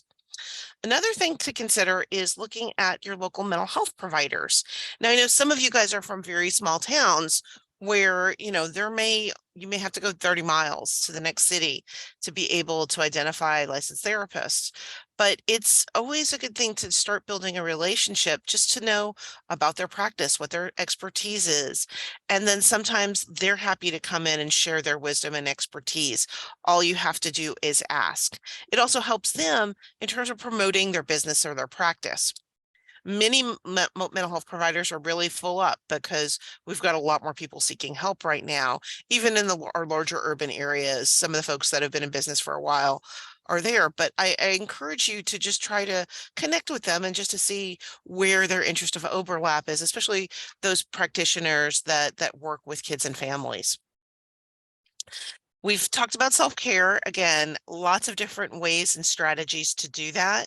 But to the extent that we can create a culture of self-care within our workplaces, to the extent possible, and this may be taking a mindfulness visit, or, just to say, I need a 10 10-minute mental health break. Can you cover my class for a minute? In order to have balance in terms of bringing exercise groups. I was just on a campus this morning and they offer Camp Gladiator, which is like a boot camp outdoors that the teachers can engage in. So if they don't have time to sneak in a workout, they can do it before or after school. But to try to emphasize this to the extent possible. And then lastly is within our organizations is to look at any services that are available through an employee assistance program. Now, not everybody has these. Some of the bigger organizations do for sure. Some private businesses may or may not. But if this is one of the employee benefits within your school or within the organization that you work for, in addition to providing short-term solution focused therapy, usually it may be between a couple up to 5 or 10 sessions, depending on the contract with the organization, they can provide counseling. They also can come out and provide mental health education and other resources to your teams as part of a staff meeting or even over Zoom. And many of the EAPs will offer telehealth therapy because, you know, just to be able, especially for those of you guys in rural areas, to be able to drive in and it's getting darker earlier and the weather's not great, you can Zoom in at your leisure or even take a break at work during your off period. So let's talk a little bit about supporting our students. Our kids are growing up through things that most of us have not experienced in our lifetimes. And again, there's blessings as well as challenges. I want to take a moment, and again, I don't want to steal thunder from the next presentation, but at Region 13, we really wanted to kind of encapsulate student voice in a way while kids are talking about their mental health wellness. So I'm going to just share the video. I have a link to it on the slide deck, but let me get out of this real quickly and just share this video. I hope it's with the sound. If the sound is not working, let me know, but I'm going to go ahead and get it started. Can y'all hear? There's no sound yet. Okay. Sorry. Hang on for just one moment. Let me, I'm going to unshare and then reshare because I think I forgot to click the box. Share sound. Yeah. That works really well. Okay, we're going to try do over there. Thank you for your grace on that, folks. All right, hopefully, fingers crossed, the technology fairies will be kind to us. Hi, I'm Jersey. I'm in 7th grade and I go to Niles Charter School. Hi, my name is Nam and I'm in 9th grade. I'm Mine, I'm in 8th grade. My name is Luke and I am a sophomore at Niles Charter School. Hi, my name is Grace and I'm in 11th grade. Taking care of my mental health matters to me because it's like how I'm doing and it's how I'm going to interact with other people, it's how I'm going to do in class, it's how I'm going to be able to fully enjoy things around me and the gifts that I get. It's just like everything to me because it all starts here. Mental health is important because if somebody is not in the right mind state or does not have a good mental health, it is going to affect them, and not only them, but the people around them. Even if it doesn't look like it, we're all struggling. We're all going through something. COVID really messed a lot of us up, and even though it's not visible, like, we're hurting, and we all need support. Like, there needs to be a lot more emphasis and awareness on mental health, just as much as there is on physical health. I feel like adults should know that mental health never looks one way. There is no cookie cutter depressed kid with anxiety, kid with ADHD. Everyone presents it differently and you just have to listen to what they need, you know? Like they will tell you if you form that trust bond with them. I think that one thing that feels really weird is when you feel like someone is prioritizing something else over your mental health, like your education, even if that may be important. Like I feel like for me, mental health is going to come first and it's where it starts. It's nothing else is as important right now. How are you doing? What can we do to take care of you? A lot of the student body here will get into that vicious cycle of like, I'm feeling bad, so I'm gonna feel better about myself by taking it out on someone else. And then that just makes it worse. Like, so I would say that before being really harsh on someone and disciplining them for like lashing out another person, like ask them if they're okay, because most of the time they're not. Currently, I'm taking care of my mental health by at least just talking to people about what's going on and kind of being aware of what's going on so I can figure out some way to fix it. My best coping strategy is music. Okay, so I have like 30,000 different playlists. My personal favorite one, it basically has songs from all of my best memories. Like, I have a song, Paper Planes by MIA. It's the song I listened to whenever my uncle first drove me on the back of his Harley through the countryside. I find that songs that tie into a good memory bring me back to those memories. They just, it makes me happy because I'm remembering being happy. Some ways that I take care of my mental health is by giving myself like a nice long shower and making sure I'm clean and making sure I eat right, and that's how I do it. I do a lot of self-care. Like I make sure that my mind and my heart are at ease like at all times. And when I am feeling a little anxious, I'll take a minute, I'll like go grab some water, I'll like breathe, and then I'll like come back, I'll be like reset and I'll be like ready to rejoin with like a clear mind space. Teachers, counselors, guardians, I feel like the best way they can support your mental health is, one, forming a close relationship with you. Nobody's gonna open up about their mental health if they don't trust you to do so. It's such a vulnerable state of being. And once you form that trust bond, really just listening to what the person needs, asking what they need in that moment, you know? Be someone that your students can confide in. Like, I really appreciate all the teachers that have made me feel so comfortable going to them about stuff. Like, if I'm not having a great day, I'll be like, oh, I'm not having a great day. Like, this XYZ happened. And then they're all like, oh, I'm so sorry, let me help you through this. And then like, give me resources. And it's great. And like, everyone needs to be doing that. I think one of the most supporting things is when people can just like feel it with me, tell me that they can walk through it with me and they can feel what I'm feeling, like empathy. And to just like, I think one of the best things that helps me is just letting me talk and vent and say what's on my mind and how my heart is feeling. Even if it doesn't look like something's going on, I guess the tiniest thing can mean something, because I have a teacher that realizes that sometimes something's off about me, and he likes to talk to me about it.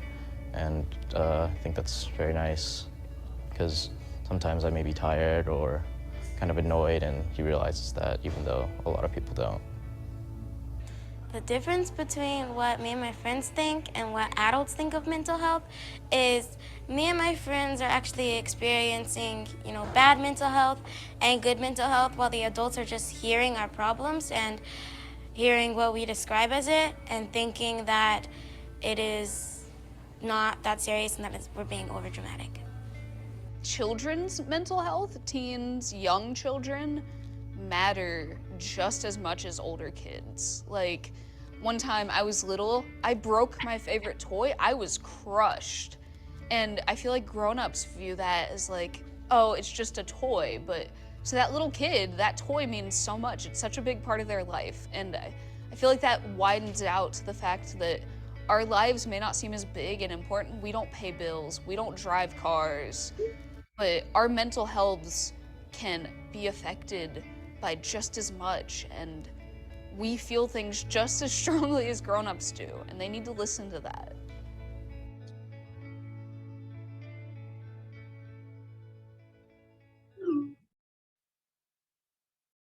Okay, great. I appreciate you guys taking a peek at that. Just before we go back, are there any kind of thoughts or feelings or anything that the kids said that really resonated with y'all?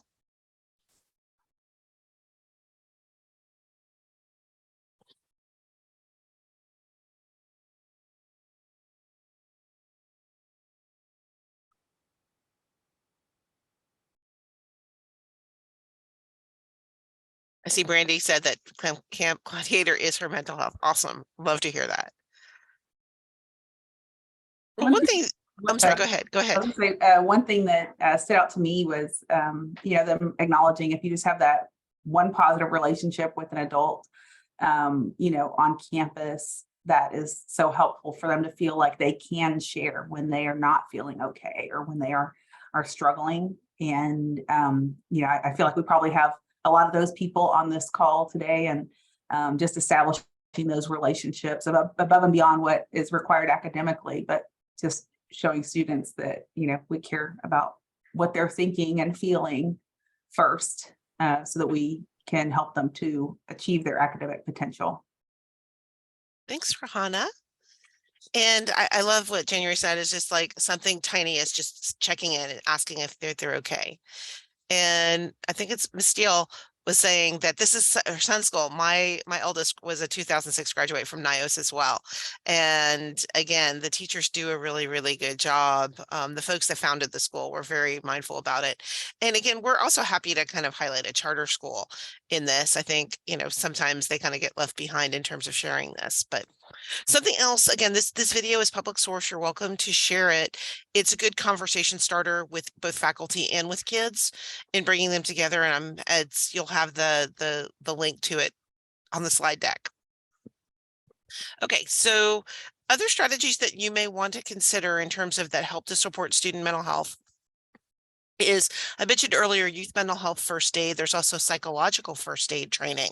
And both of these, it's kind of similar to Red Cross, using a health model, but looking at ways to care for kids, both, to explain what is normal development, especially with adolescents, as well as what are ways that adults that are not necessarily trained and don't have lots of letters behind their name, that they can intervene until help arrives, similar with what you would do with Red Cross first aid. Now, the good thing is there's partnership between the community mental health centers and schools. So school personnel, parents, students, anybody that's affiliated with a school can get youth mental health first aid training at no cost, including the materials. And it comes with an amazing book that, even as a licensed professional that's been in the field for a long time, I refer back to that book frequently because it's got lots of good information on it. But that is something that is available. My guess is some of you guys have probably already taken it at some point, but if you need any help, I can try to connect you with people in your area or your region that are able to provide that at no cost to your faculty, parents, etc. Psychological first aid has kind of a similar mindset, but that we don't have a grant for that one specifically. As kids get older, they really want to be connected with peers, and doing different types of peer-to-peer activities are something where kids have a safe space to talk about it. And there's like a whole huge segment of TikTok where kids are talking about mental health, and those type of things can be reinforcing, especially for kids that are struggling. Another strategy that I'm a personal fan of is silent mentoring. Now, most of us are familiar with different types of mentoring programs. There's youth assistance programs, there's Big Brothers, Big Sisters, all these type of organizations.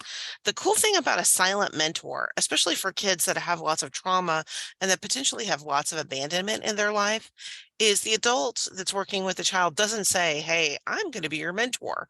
They do all the things that the mentor does, strikes up a conversation, connects about different interests, provides, information, guidance, and support, but without telling the kid that you're doing it. And especially for some kids that may struggle with depression or anxiety, they can kind of fade into the background and people don't necessarily see them or acknowledge them. But having those just one or two key relationships, in the video, Nam talked about this one teacher who could just read him really well, and that would make a difference. And this teacher would notice if he was having an off day. But that's something else that you can do. The PAC's Good Behavior Game is another free resource that we have. Region 13, in partnerships with education service centers across the state, is receiving funding from the Texas Health and Human Services Commission as part of the Texas Targeted Opioid Response. Now, I know that's a mouthful.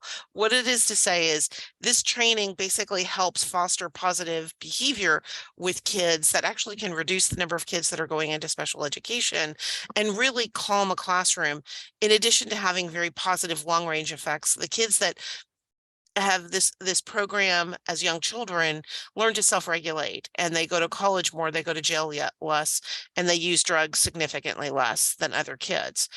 Please feel free to reach out with me. We have courses that are available, either on-demand training. We can set up courses for your schools. It's one of those stronger evidence-based programs that's out there, and it's very feel good. The teachers like it because it gives them strategies to help calm down the classroom when kids are getting rowdy or, you know, not minding. With trauma-informed training, there's a number of, again, different resources to basically infuse trauma-informed practices into our work. And then lastly, we've talked a little bit about community mental health partnerships, but also identifying different types of support groups focused on needs or issues that kids may be going through. Some other things, we talked about mindfulness a little bit. I'm going to skip through this just in the interest of time. Right now, again, there have been a lot of families that have lost people or had major other life changes as a result of the pandemic. Most kids, if you ask them, they have somebody in their family or someone in their community that they know that has passed away. And, you know, this is something that is impacting children's mental wellness as well as adults at this point in time. To look at putting in different grief-related information and resources to folks, you know, talking with your different hospice organizations and other things about community outreach and support is something that you may want to consider. There's a lot of people that are again carrying a lot in their hearts right now, and to create safe space for people to be able to talk about that. Again, different support groups. We have Camp Braveheart in our area, which provides basically an immersive experience for kids that have lost a parent, and then different types of therapy, counseling, play therapy, etc. And then the last thing that I'm going to mention is for those of you guys that are interested in really taking a systemic look at what your mental health systems look like within your schools. The SHAPE system is a free assessment. It's the School Health Assessment and Performance Evaluation System. It sounds like a physical fitness thing. There will be no push-ups, we promise. But basically, this looks at best practices across multiple domain areas and gives schools an opportunity to both do a self-assessment to see how they're doing vis-a-vis national best practice standards, but also has a huge resource library. It's for areas that you may identify that you need some help and assistance. They have really great resources that are available. And all of this is free. It's all self-done. I just actually, Rohana and I were talking, we facilitated one of our partner school districts and they completed theirs this morning. And they've identified some areas that they want to look at to up their game in terms of their mental health systems. As you can see, the website is theshapesystem.com. You can register on behalf of your school or school district, and then to be able to walk through it. And I'm happy to be able to share. I've done this with, I think now, including this morning, 7 school districts, and it's been a fruitful conversation to talk about assessing where you are. You get a very clear and printed report. You can prioritize areas that you want to identify for growth and then pool the tools and resources for it. So again, completely free, available to everybody else. And it gives you an example of the different types of resources that are on this website. Other resources just to recognize, we've got a number of different courses through Region 13. We have a series of videos on mindfulness. Our partners at the Texas Health and Human Service Commission have a number of different resources on suicide prevention. NAMI is a good resource, the national in terms of helping parents that have children with mental health issues. The Christie Center focuses on grief and loss. I referred to Hospice Austin earlier, and the SHAPE system. So again, you'll have copies of these and I'm always happy to do that. And then we have a number of different courses here. I've shared the websites and resources. So I'm going to kick it to Rohana, and she's going to talk about some statewide resources that we have available to you guys. Thank you, Willa. And we will definitely have some time for questions at the end. So I know that you'll likely have some already. And thank you for sharing that powerful video using student voice. I think that's so important to tune into what they're telling us. So I'll start by sharing that, let me move my screen over here so I can see y'all. that actually prior to coming to the agency, I worked for 19 years in a school district here in Texas, and was a school counselor, previously a kindergarten teacher, as Patricia pointed out that her daughter's a kindergarten teacher, and then I was a related services counselor, and even as recently as 2021. So I appreciate the resources that Willa shared in terms of some of those statewide opportunities that we could use for our own health. And what I'm going to share are some other resources that you may be able to use in your daily work. These have all been established after September 2021. And so hopefully you'll be able to use these within your building out your professional toolkit to support those that you work with on a daily basis. And so two of the resources that I'm going to spend the most amount of time on are the School Mental Health Practice Guide and Toolkit and the Texas School Mental Health website. Additionally, we'll have a safe and supportive school program learning modules that will be coming out that are housed on the website later this year. As I mentioned at the very beginning of the presentation, we have lots of statewide partners that help to build out and share these resources, and those partners are listed on this slide.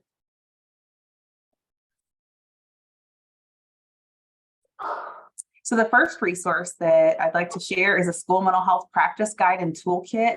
And I'm going to walk through each of the elements within the toolkit that I think you might find helpful.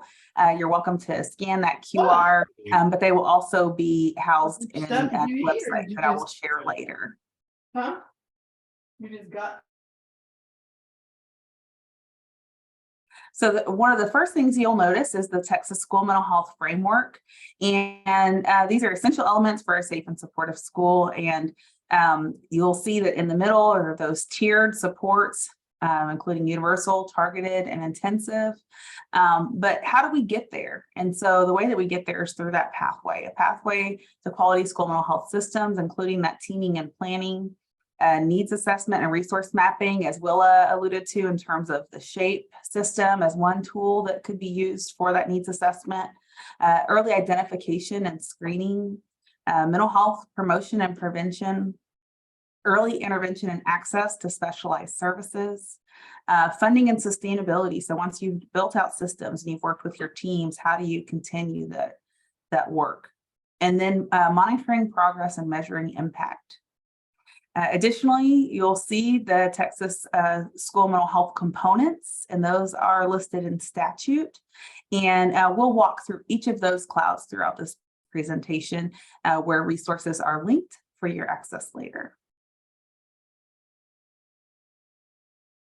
So you're very likely familiar with MTSS and each of the tiered supports. As Willa was sharing, that PACS Good Behavior Game, that's a tier 1 support. It's a universal support for all students to help support their learning and for the educators to be able to acquire more of their academic time back by providing what's necessary for students' emotional and behavioral progress. So these are the components of the school mental health, and they are early mental health prevention and intervention, suicide prevention, intervention and postvention, positive youth development, substance use prevention and intervention, grief-informed and trauma-informed practices, positive behavior intervention and supports, building relationships, managing emotion and decision-making skills, and there are TEKs actually that are aligned with those, and then positive, safe, and supportive school climate. So as we know, school mental health, it encompasses a continuum of policies and procedures and practices that ultimately promote social, emotional, and behavioral development and well-being of students and also of staff. So when looking at these resources, there are some that might be helpful with your staff as well, or with teachers on your campus. And so how do we get started? It takes a team. And so bringing together a team, because knowing that one of us cannot fulfill everything that is needed within a school campus to support students' mental health or educator mental health and wellness. We have to come together to team, train, and plan those supports, whether they be universal, targeted, or intensive. And so we'll first start with some early mental health prevention and intervention, and some of those key steps are laid out here. One thing that's very, very important in providing these prevention and intervention is to engage parents and developing some partnerships including external partners for that referral pathway. And additionally, providing some universal screening. As in Willa's video, there's kiddos that are in the classrooms each day that need supports.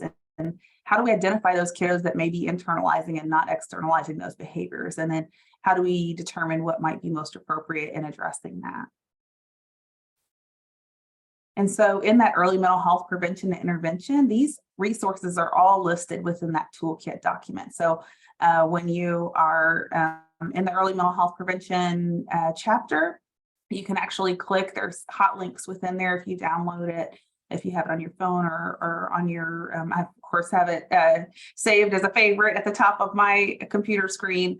But these are all resources that are included there, including Meadows Mental Health Policy Institute's toolkit, Texas Child Mental Health Care Consortium, CRCGs, the MHTTC, which quite honestly, when I was an educator on a campus, I had no idea existed, and they have phenomenal resources and trainings that are super helpful. It's the Mental Health Technology Transfer Center, and they offer significant resources to support educators.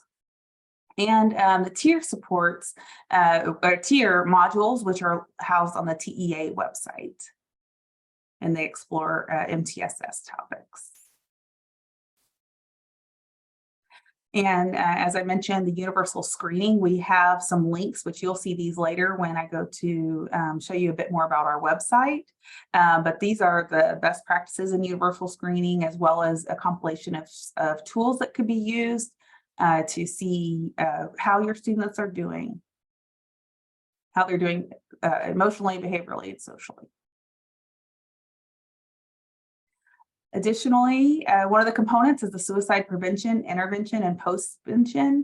And so each of these areas are highlighted within within our toolkit and guide. And then there's also links to resources. So one of the resources that you may choose to investigate further is the Texas Advancing Suicide Safer Schools Roadmap. And it's a free tool and also offers quite a few resources within that roadmap.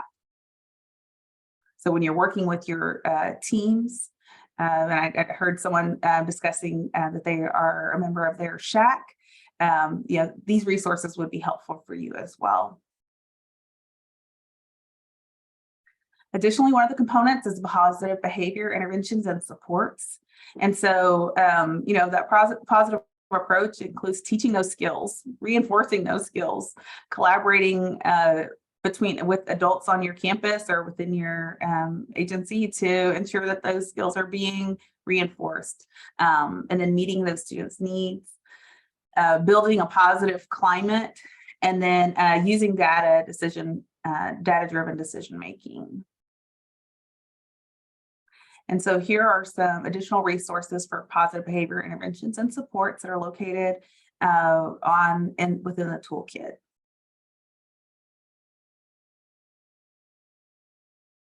Positive youth development is such an important component. It includes providing opportunities for students to enhance their interests, their abilities, and skills, helping them to tap into their strengths, to use those strengths to guide their decision making, and helping them to plan for their future. Another component is building those relationships for managing emotions and decision-making skills. That includes helping students understand and manage their emotions, helping them set and achieve goals, helping them feel and show empathy for others, maintaining positive relationships, and then responsible decision-making. Working with students to build each of these skills is essential to helping them have post-secondary success as well as to their daily functioning within classroom or school building. And along with that is positive, safe, and supportive school climate.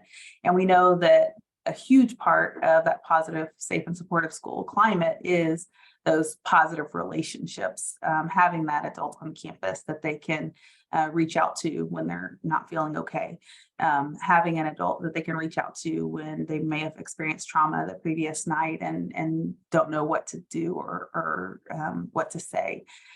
So building those relationships. And part of that is respecting diversity, understanding where they've come from and understanding culture and understanding maybe some norms that they may have that are cultural. Trying to engage them in school participation. It's so important for students to feel included and to feel like they have a place of belonging within their school environment. Additionally, offering emotional, physical, psychological safety, including information on substance use prevention, and then creating a physical environment, an academic environment of safety, helping like this training to provide wellness strategies for students and staff, just like the yoga that was presented earlier. I think that's a great tool to be able to use. It's quick and can really help to decrease some of those feelings that may take over and get in the way, and then having a safe disciplinary environment. And when you click on the link that's housed within the toolkit, you'll get additional resources that are within the National Center on Safe and Supportive Learning Environments, and including some school climate measures. That's something that we utilize within our Project Aware grants in terms of getting feedback from educators, from parents, from students to see how are they rating school climate? What are they feeling? Are they feeling like they're getting acknowledged when they've done something positive, or is it only when there's a discipline concern? Are parents feeling included in the process, and are they feeling like they have voice? Are they a partner with the school? And then how are the teachers feeling? Are they feeling supported? Are they feeling like they have a safe and supportive environment to work within? And so TEA at kind of early onset, about August 2020, created a mental health educator wellness document. There's a QR here that you can scan. It still has some very timely information regarding how school leaders can support a positive school climate in terms of supporting educator wellness. And so this document we're working on updating it to provide as an additional resource, but it is there and readily available, and offers a good bit of information on how educators can be supported on a campus. Additionally, there's Project Restore that has 7 modules, and the one that I really want to highlight today is the video 2. That video 2 is understanding your experiences and building resilience. And so with that video, there is a component to discuss the personal experiences and personal trauma that you may have experienced and that educators may have experienced, and how to best seek support. And there are also tools that are included, including a stress scale, the 3 R's of resilience, and then the protective buffer plan. These modules can be taken out of order. So if you would like to just spend about 30 or so minutes on module 2, then that might be a good investment in some wellness. So the next resource that I will share is a Texas School Mental Health website. At the top, you can see there are several tabs. There's an About tab where you can find out more about school mental health, as well as some previous legislation. We're going to go all the way to the far right in terms of resources, and that's what I will highlight first. Those safe and supportive school modules will be housed in the training link that is included. We have highlights from some exemplars across the state, as well as some of our aware schools. And we have a tools link, and I will show that as well. So this is what you will see on the About School Mental Health tab. There's multi-tiered systems of support, and then the state school mental health plan, which is currently being updated to present to the legislature in January. The school mental health resources are categorized by which audience they might be most appropriate for. So there's family resources, there's resources for students, community partner. Our newest resource is actually the fentanyl awareness and prevention resource. And so I would like to highlight that as an opportunity for you to go in and have some of those at your fingertips, because I know that there are several districts in within the region that have, within Willow's region specifically, that have had some concerns, and I'm all the way over here in Houston and have heard some concerns as well. And so these are some helpful resources. I'm actually adding a new one this afternoon. HHSC has put out a whole web page as well, so those will be included. So we update these quite frequently, so keep that in the back of your mind, because I'll have a request at the end of my presentation as to additional resources. So I included a link to this when Willow was talking about the different resources that are available within your area, whether it be for private counseling, or whether it be what other resources that your family and students might need. They're on the School Mental Health TX website. There's a database that's under that resource link, and they are broken out by region. You can find resources by school district. You can find them by, they're broken down by so many different categories, so that you can find resources that are very relevant to you. And like I was showing you earlier, you could also access the toolkit, and there's a whole link just for the toolkit, as well as other resources, which I'll show in just a moment, that's on the Texas School Mental Health website. And so here are some community-based resources that are listed. As you can see, we have resources for school climate, for screening and early needs identification, for student support, assessing fidelity and quality within your school or district. And one of the other new updates on the website is the best practices list. We are currently in beta, and the only reason that it's qualified as being in beta is because we have about 40 more best practices that are currently being vetted and added to this web page. But we definitely encourage you to go on and see if there are any that maybe you find are that you've been using and that you'd like to recommend in the future. We'll be sending out correspondence to for updated recommendations. But as you will see in probably January of this year, you'll have 40 more best practices that will be added to this list. And so last but not least, I know we have a few moments, and then I'll have just a quick request in a moment. But we'd love to invite you to our Advancing Behavioral Health Collaboration Summit. It's a 3-day summit, November 29th, 30th, and December 1st. We'll have examples from across the state. We'll have presentations, as well as panelists sharing things that they're doing within their area. And each day will focus on a different level of tiered intervention. And it's from 9 to 2. The sessions will be recorded, but I encourage you to register. And like I said, it's free. And also feel free to share with your networks. A link can also be found on the events page of the School Mental Health TX website. And we invite you all to attend.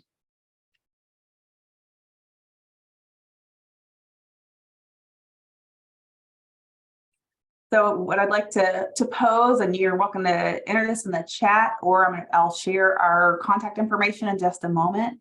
But what additional tools, topics, and resources would you like to see on the website? And we definitely realize that educator wellness is top of mind, and we will be working on resources to address that, as well as see if there's any additional database resources that we can include for that. But we'd love to have you either share in the chat or feel free to email me, Rahana Sykes at tea.texas.gov. And then I will, I'd be happy. I'll put my email in the chat as well. But thank you so much for attending this afternoon.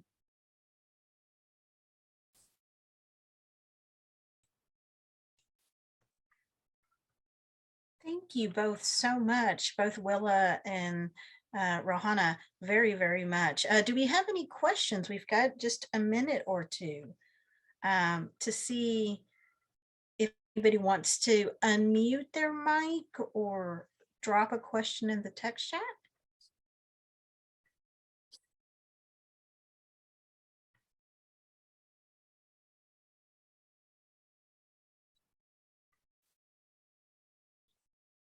Just if I can offer, if anybody wants to learn more about these things, we're happy to set up a quick one-on-one chat or visit with y'all to talk about any of these resources. Because again, we're trying to highlight things that are free, easy to access, and then relevant to the needs that we're seeing in the field. So just reach out to us if you want to chat, if there's anything we can do to support your work.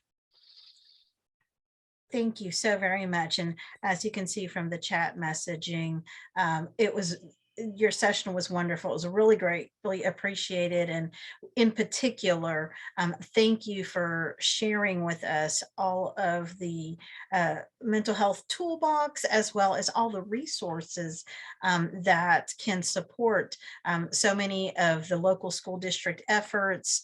I personally appreciated also knowing that there are resources available for community partners and partnerships, parents, being a parent myself. So it was just a wealth of information. So thank you both, Willa and Rahana. We really appreciated having y'all on today. And we will follow up with y'all. Michelle and I will. Thank you so much. Thank you. Bye. Thank you. Bye. Thanks. Okay. Wonderful. All right. So we are right at about 3:20. And so our next presentation begins at 3:30. And I really, really want to encourage you. I know it's been a good day so far. We've had some great presentations and sessions. We want to give everybody just about 10 minutes right now to just stand up, take a little break, grab some water, and just please come back to be a part of our next panel, which is going to be amazing. It is our opportunity to hear from our youth, a number of amazing youth who are going to be joining us on this panel to kind of express their voice and share some of the work that they're doing across the state during this time that is kind of post-pandemic, if you will, and just what they're doing to bring forth some efforts locally. And so please come back. Again, it's 3:20 now, so 10 minutes for everybody to take a stretch break, and then please return. Thank y'all.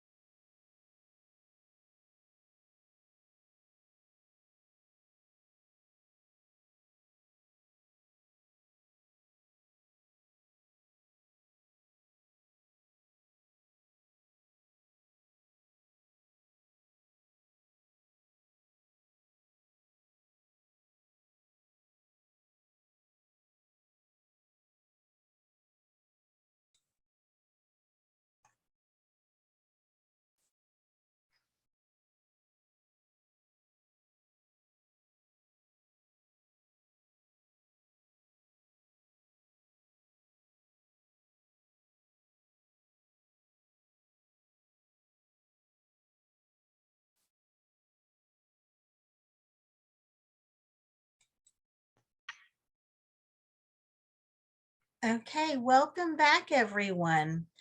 I see that it is right at 3:30, and I want to take a quick opportunity to introduce you to Miss Sandy Bristow, who is our vice chair for our Texas Action for Healthy Kids Steering Committee. And she is also the program director for the Oliver Foundation. And she is going to be moderating this afternoon's youth panel. So Sandy, I'm going to turn things over to you. Okay, thank you, Alice. We're excited to have this next panel with us, the Youth Voice. Normally, we have had the youth either present on a panel, or the last couple of years, we've had them submit videos on what being healthy means to them. So we're going to start out with the youth. If you would each introduce yourself, tell a little bit about yourself and what you have done in your school, in your area for health. So we'll just go down the list. Peyton, would you like to start? Yes, ma'am. Hi, my name is Peyton Branham. I am from Reynolds County, and I am from District 7, which is made up about 23 counties. It's quite large, and it's mostly rural, and I attend Miles High School. I'm a Healthy Texas Youth Ambassador. Okay, thank you. Our next one listed will be joining us in a few moments. Jenna? Hi, my name is Jenna Chuan, and I live in the Houston area. I am on the Oliver Foundation Advisory Team Board, and I serve as the co-event coordinator. And I'm also an ambassador for the Healthy Actions of a Ready Texas. Okay, thank you. Laisha? Hello, good afternoon, everyone. My name is Rachelle Gonzalez, and I'm a proud Tiger and student from Dr. Dennis Ticanthurli College at Martin High School. I am from Laredo, Texas, and it is beyond an honor having the opportunity and being able to be here today for this important meeting here. It's been an honor being the representative and the ambassador these 4 years of being part of the program. It definitely has opened myself to so many opportunities, and it's been an honor and very exciting. I have enjoyed so far being able to go to the different schools, especially elementary schools, and being able to talk and be able to promote the importance of what the TDA Heart program is, which basically it's the Texas Department of Agriculture, also known as Health Ambassadors for Ready Texas. Therefore, you know, it's a beautiful thing being able to be part of this amazing event, being able to interact with other individuals and being able to help and motivate them and inspire them on the importance of following a healthy and nutritional lifestyle, as health is one of the most important things in our lives. Therefore, thank you so much for having me. I'm not sure if we will continue to discuss about our experience, but this is my introduction, I guess. Thank you so much for having me. And once again, my name is Rachelle Gonzalez, proud representing the Laredo ISD Health Ambassador TD Heart Program. Thank you. Thank you. Catherine? Hi, my name is Catherine Zhang, and I'm a senior at the Kincaid High School in Houston. I'm also here as the president of the Oliver Foundation Teen Advisory Board, which is a group of Houston students who are working together to promote the board's overall mission of youth wellness through nutrition and fitness, through things like community service, health fairs, and reviewing community grant proposals. And at my school, I've also worked as a part of the wellness committee to help promote healthy living among students through student-run initiatives. We usually host a wellness week where we promote activities like mindfulness day, nutrition day, and bring snacks, things like that. Thank you. Thank you. Okay, we're going to go ahead and start with some questions, and let's go ahead and start with you, Peyton. What do you think are the top 2 health issues? Sandy? Yes. Sorry, I think we forgot to introduce Larissa. Oh, I'm sorry. Let's go ahead. I know that one of them is going to join late. I'm sorry, Larissa, go ahead. That's all right. Hi, my name is Larissa Rangel. I'm from John B. Alexander High School, located in Laredo, Texas, in the United Independent School District.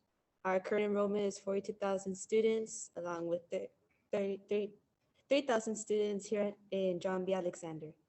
I think the work we've done as health ambassadors is very important to promote a healthy lifestyle through healthier eating habits as well as physical activity. It has helped our school become a healthier environment. Like, we've done this through promotions such as social media, ITV, as well as events that occur throughout the entire school year. Thank you. Also, thank you for having me. Well, thank you.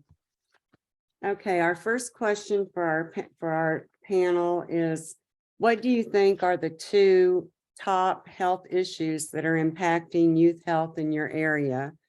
What can schools do and what can youth do? And we'll start with you, Peyton. So I would say the top two health issues within my community specifically is mental health and the extension of nutrition throughout life. So starting with mental health, I feel this is very important, and as we're growing as a society, we are starting to address these issues more and being more open about them. So within my school specifically, we like to have, a group that's almost like a youth group within every month or so, where we just talk about, it's just kind of like a safe space for people to talk about things that are affecting them personally, whether it really has to do with school or maybe home life. This is something that's very important to our school, and I really encourage prioritizing mental health within other schools. There is actually an AgriLife extension program called Mindful Self that I was a part of, and it's a program that's open to all schools and 4-H clubs within the state of Texas, and you can use it. It has daily affirmations and daily stretches that can be used with any classroom or a club, and it's really helpful within lots of younger youth. Learning self-acceptance and self-love is very important at a young age, and starting that when they're younger is very helpful. The other topic that's very high health topic within my community is also the extension of nutrition knowledge throughout life. So, when you're in high school, you're in athletics, you're getting a good meal at school every day, and you are healthy while in high school, but it's really about extending that health throughout your life. So something that I feel lots of schools need to be focusing on is teaching the students how to extend their nutrition later on into life after high school. So teaching them, the basic nutrition facts about how many fruits and vegetables you should be eating every day, or, how much exercise, simple exercise, such as yoga, you need to be getting. And those are the two main health topics within my community.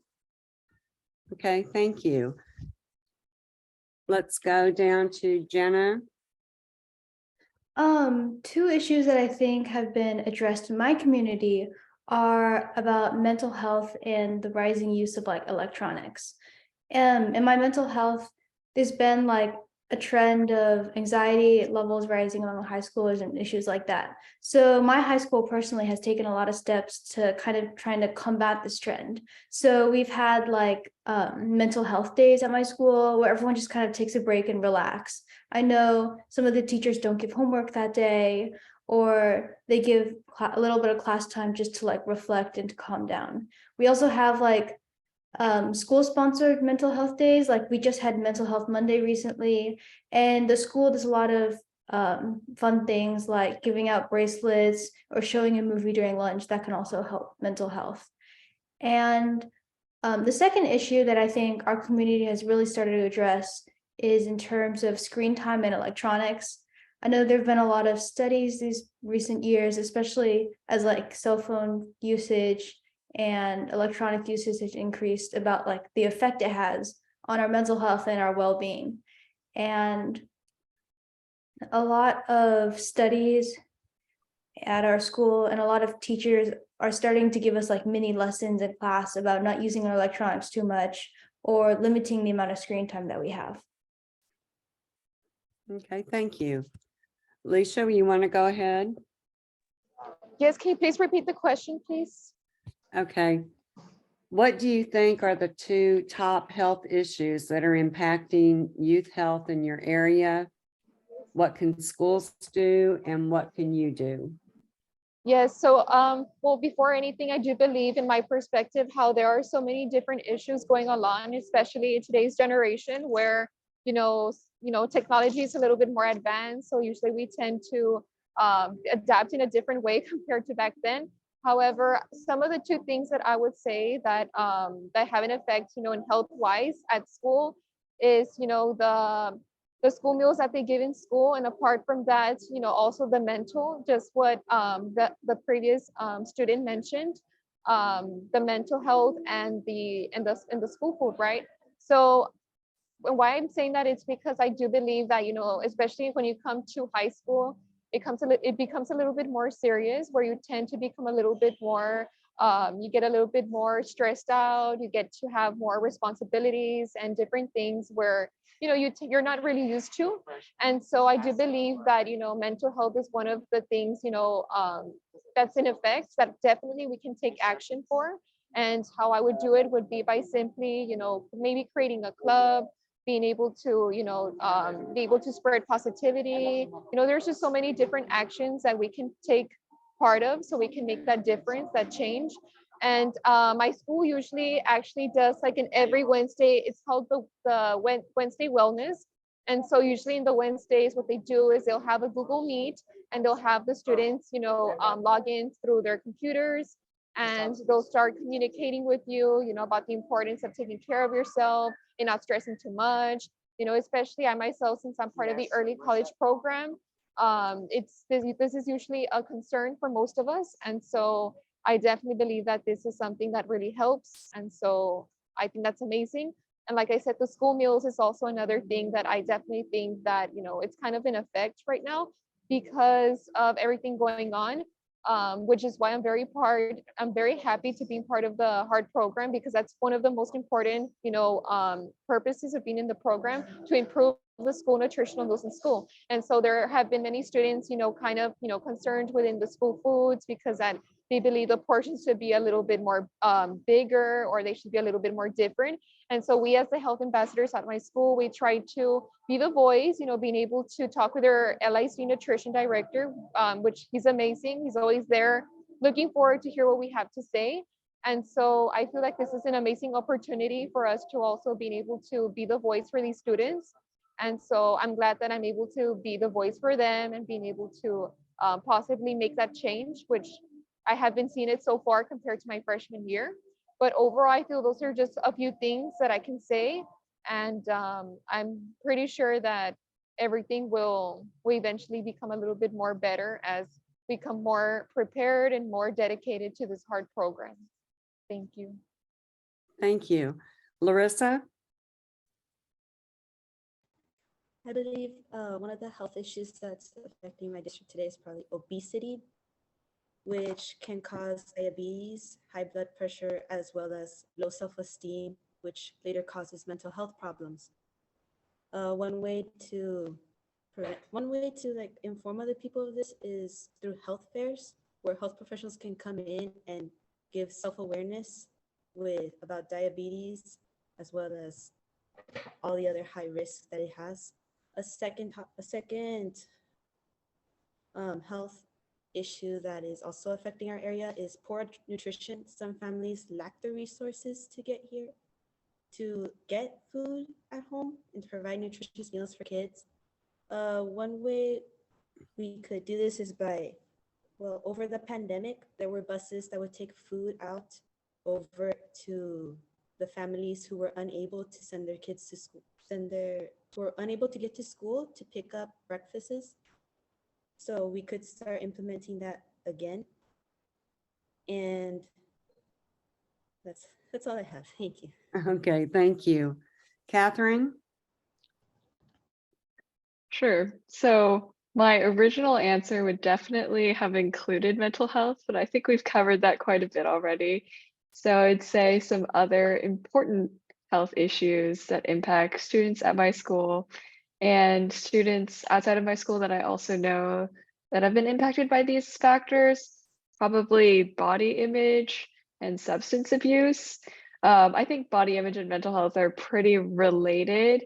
And necessarily, it can be hard to figure out what the role of a school should be in promoting that kind of positive self-reflection and self-confidence.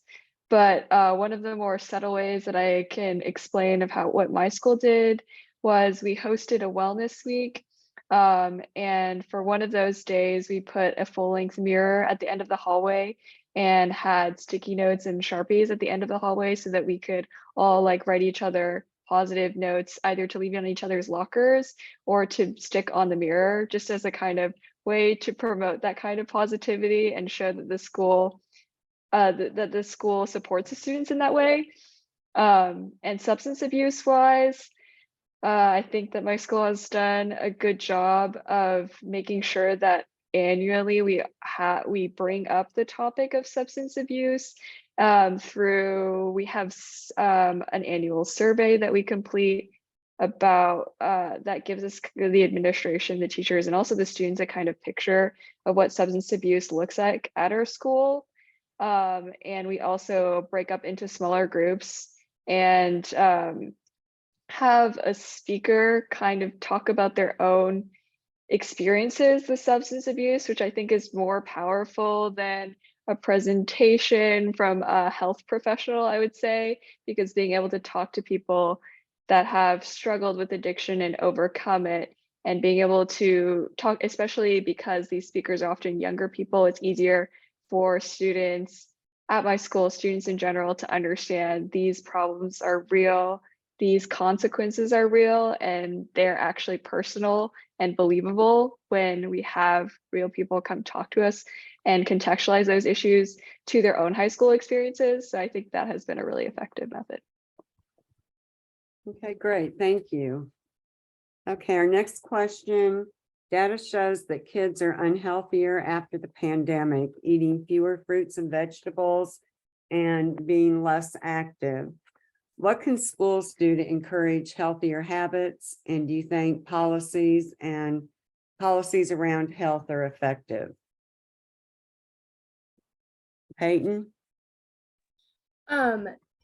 It really has shown that our health habits as youth in general have changed since the pandemic. I personally have changed, more body image issues, more mental health issues in general. And it's really important for schools to not only like people at home to start encouraging kids, but also the schools. You know, you spend most of your day at school. So it's really important for the schools to be implementing healthier habits. So something that I would say is, we've had someone do this at our school, is bring in a local nutritionist. A nutritionist is a great resource that is their job, is to help teach people about healthier habits. And so having someone come in and just give them general knowledge about what can help them, create healthier habits within their lives is really great. There are some policies recently that I don't personally agree with revolving around healthy habits, such as there have been schools that have recently taken out recess within the day for younger children. I feel that this is a very negative thing for them, they are required to get a certain amount of activity throughout the day. And so by taking that away from them, they're going to be rowdier within class and not get that adequate amount of activity. So, a high school level, being able to have a wellness break within the day, a 15-minute break where you're allowed to, step outside, get some fresh air, you went inside all day long. So something like, implementing healthier habits, not only with nutrition, but with activity, is really great. And something that they can do is by having a nutritionist come and talk. Okay, thank you. Jenna?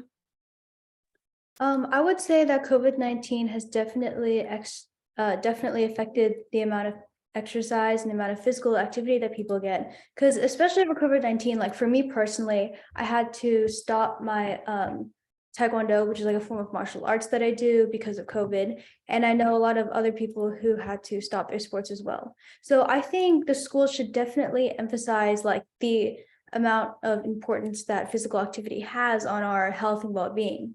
And ways that they can do this are they can, again, like Peyton said, they can promote this education through like educators who teach us about the importance of good physical habits. And high school classes and middle school classes could also like make physical education required. For example, in my middle school, you had to take like at least 2 credits of physical education before you graduate. And in elementary schools, they could promote recess and free time. Okay, thank you. Leisha? Yes, so I truly believe that, during the COVID pandemic, it truly affected us, everyone in, our own way. In my perspective, I do believe that, when COVID happened, there was a big effect towards, your health issues and overall your mental and your health and physical wellness. Therefore, in this case, in this instance that we're talking about, the nutrition and the heart program, one of the things that I wanted to mention was the fact how our district actually gave the opportunity for all the students, to actually be able to provide them with free breakfast school meals and actually even free school lunch meals as well, which I think was very helpful and very, appreciative, because unfortunately where I live at my community in Laredo, Texas, we live in a very small and not so fortunate community, right? Because we live right next to the border, which is known as Nuevo Laredo, which honestly, that was just something very, useful, such a handful, overall for, the students there at my school. And so I truly believe that the COVID pandemic helped us visualize, the importance and how fortunate we should be, the fact of taking, into account and taking into advantage overall the school meals that they give us at school, because, they're free for us and, we should take advantage of them. Many of us don't think the same way. However, I truly believe that that has opened, at least for myself, my eyes of how we should take, advantage of all of the opportunities that the district offers us. But besides from that, the pandemic has taught us so many things, and it has affected us mentally, because in a way that we've lost loved ones, where we lost motivation to get into physical shape or to simply even choose, the right choice in being healthy. And so going back to school, has helped, I'm pretty sure all of us just, maintain our physical shape and being able to get our mind distracted off the other things and instead, focus on what's more important, which is our education. And so I truly believe that the government, can be able to make those, more implementations that can, possibly help us, live a better and, safer life. And yeah, I mean, like I said, I know that there's just so many things, right? And I truly believe that if we are able to lead and being able to be that positive voice, for our generation, there are so many things that, can come along the way, and everything's possible. Thank you. Okay, thank you. Larissa?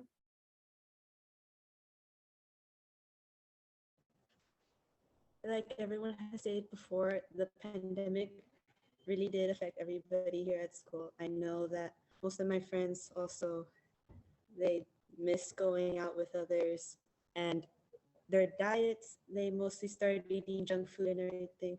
And getting back to school, I see most people do not eat the lunch because either they do not want to or it's just something they don't like.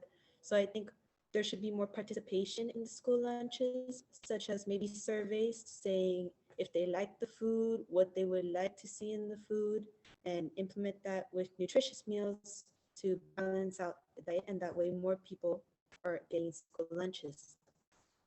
And the health policies now in our school, I believe, are really good. We have vending machines with drinks that have no caffeine. Of course, sometimes on Fridays, they would sell unhealthy snacks such as spicy chips or maybe a chicken burger or pizza. But maybe if they add a second healthy option, such as a yogurt or a fruit salad, more people would choose that option instead of the other one. Thank you. Okay, thank you. Catherine? I totally agree with what everyone has said.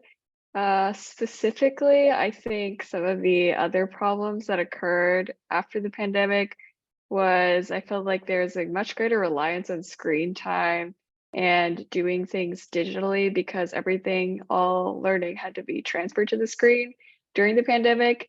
And a lot of teachers and the school didn't feel like we needed to transfer back for certain aspects because they were more convenient to do online. So I think my school has realized that, and during the pandemic and after, tried to decrease the amount of screen time that students were spending to try and ensure that we weren't doing all of our homework and our classwork and, you know, the time we spend recreational all in one place. And also my school does a really good job of keeping students active and encouraging that. So oftentimes in classes, we're encouraged to go outside and do class, walk around, or take breaks. But one of the more administrative ways that my school helps keep students active is just simply offering exercise activities that are accessible to everyone. So you don't need to be a varsity high school athlete or have even played a sport before to walk on to a sport at my school. And there are lots of alternatives to those kind of sports that require a lot of background to get into. We have yoga and badminton and cardio, all of which are pretty popular among students who want a fun way to exercise without having to make the full commitment to a sports team or having to have the background and skills to qualify for a sports team. Okay, thank you, Catherine. We have our other team that's just joined us. Keisha, would you like to go ahead and introduce yourself and tell us a little bit about you?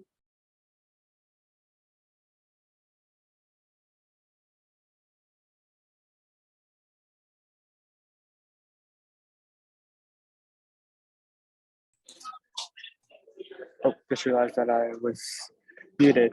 Sorry about that. My name is Keshav Chandrasekhara, and I'm a senior at Uplift Milton's Preparatory in Irving, Texas, and I have been a Healthy Texas Youth Ambassador for Dallas County. Well, this is my second year being an ambassador, and yeah, I'm ready to share anything, share my experiences. Okay, thank you. Go ahead and let you answer one of the questions that we just asked. Data shows kids are unhealthier after the pandemic, eating fewer fruits and vegetables, being less active. What can schools do to encourage healthier habits? And do you think policies around health are effective? All right. I think a major barrier to encouraging healthy eating habits in schools is the fact that many of the healthy options that are provided are not appealing. For example, at my school, a lot of the school meals that they offer, a lot of it's like they're not made from high quality materials, and I believe that an important part of encouraging healthy eating habits is making sure that the food actually tastes good. And so I believe that there needs to be more effort dedicated to making tasty school meals that have like all the protein, carbs, and fats. A lot of the school meals do not have all of the nutrients and that would be ideal for a meal. And also on the topic of fruits and vegetables, I feel like there should be low sugar fruit snacks that are offered in places like vending machines, and I feel like that would be a good option for promoting healthy eating habits in schools. Okay, thank you. Y'all have kind of tied into our next question, which has to do with school meals. Let's go ahead and start with Jenna. Do you eat school meals? If not, why? And what can nutrition departments do to get more participation? Me personally, I don't eat school meals, but a lot of my classmates and friends do. Last year it was actually really popular to do because I think last year was free because of the COVID-19 pandemic. This year it's not as popular, but there are still definitely like benefits to school meals. Since I'm on the HEART board, which is the Health Ambassadors for Ready Texas, I actually do an active role in my community trying to promote school lunches and breakfast at my school. And so some things that I have done is like, for National School Breakfast Week, I decorated the hallways with like posters, and I handed out like promotional materials like pins and like stickers. And I did the same thing for National School Lunch Week, which was in October as well. I think that schools can definitely increase like awareness about their free lunch or breakfast programs, which would encourage participation. Okay, thank you. Peyton? So I do personally eat my school meals, and something that's really helped increase the participation within my school is to have a survey either at the end of a 6 weeks, the semester, or the end of the year. The head department of our cafeteria, she will do a survey of, they have a set amount of meals that they can serve at the school and a set amount of requirements. And so she goes within those requirements and finds the foods that she can serve us, and she'll have us take a survey on which ones are our favorites. And by doing this, she really has increased participation because, she'll make those the regulars that are on the, set list of meals, and people will know that those are what's coming up, and they'll know to, not bring their lunch that day. And we also have a school app, and on that app, we post what we are having for lunch this upcoming next week. And so kids know when to bring their lunch and when not to bring their lunch, which has really helped increase participation. Okay, thank you. Catherine, do you want to talk about your meals? Do you eat meals at school? Sure, I do eat meals at school, and I'm fortunate enough to attend a school where a majority of the students do end up eating at school, which I think is for a couple of different reasons.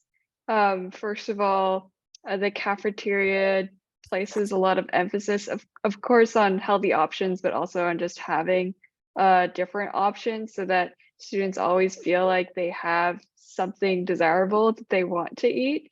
And also, we just started a new system this year where our student council, who sends out a weekly email to every student in the school, also has an open feedback form for students to directly submit their feedback to the cafeteria staff.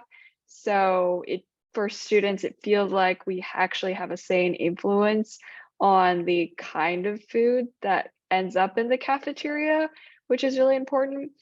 Yeah, and another thing that I learned about in my economics class was about the choice architecture of, for instance, like creating a cafeteria, and how like even the placement of where you add your fruits and vegetables at the front of the line versus at the back can actually influence the kind of food that students end up buying at lunch. So I think that's something to think about in terms of encouraging students to make healthier choices.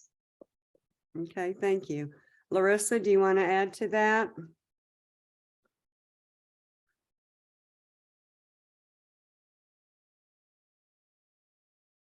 Okay. Oh, no, yes, I would like to add to that. I know that what Peyton said before about surveys for the food, I would also like to do that at my school, because I know most kids, as I've said before, do not eat school lunches. Most of my friends will bring lunch boxes filled with probably Takis or candies and stuff like that. But I know that if we put in the surveys probably 2 weeks into the beginning of the school year, after they serve the meals and everything, maybe after each lunch, they could pass out a survey or have a survey as they're exiting. So that way they could say if the meal was good, if the meal was not good, or what they would like to add to it. Okay, thank you. Alicia, do you want to comment on school meals? Yes, of course. So just what the other students mentioned, at my school, there's some students that do take advantage of eating the foods. I myself always, regardless, if I don't like it, every morning, every time when I go to my lunch, I always get the meals, I always eat them. I do believe, however, there should be, a little bit more improvement towards the food. Sometimes there's even some cases where sometimes there's not much to choose from, right? Which I feel like that's something that there should be an improvement on. Besides from that, we also do what's called the taste testing every single year. So basically, they always select the students from the TDA Heart program and some other students so they can get, their opinions on what foods would they like to eat for, the following years.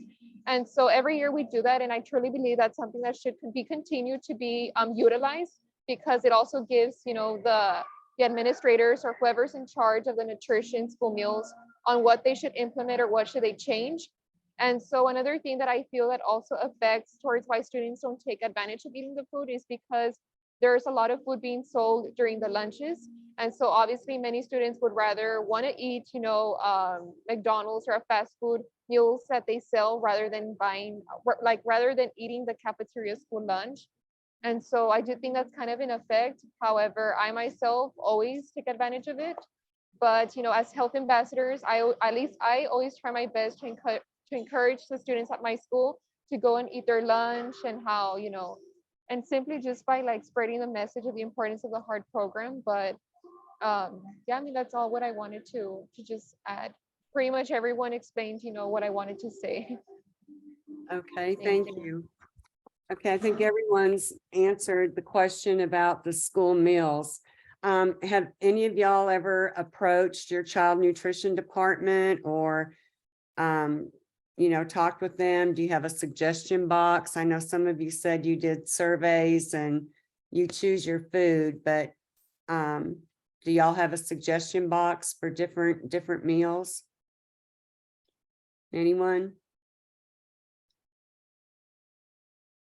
Okay. What kind of policy would you recommend to help schools be a healthier environment, and how can we be sure that these policies are implemented? Jenna, let's start with you on this one. Yeah, sure. So in terms of healthier environments, I guess when you're talking about mental health, schools can implement mental health days like my school does, where you just have kind of a relaxing day where you have less homework, or you do something special like have a movie day during lunch, or just taking a 15-minute break in the middle of the day just to kind of calm down and relax a little bit. That's definitely important.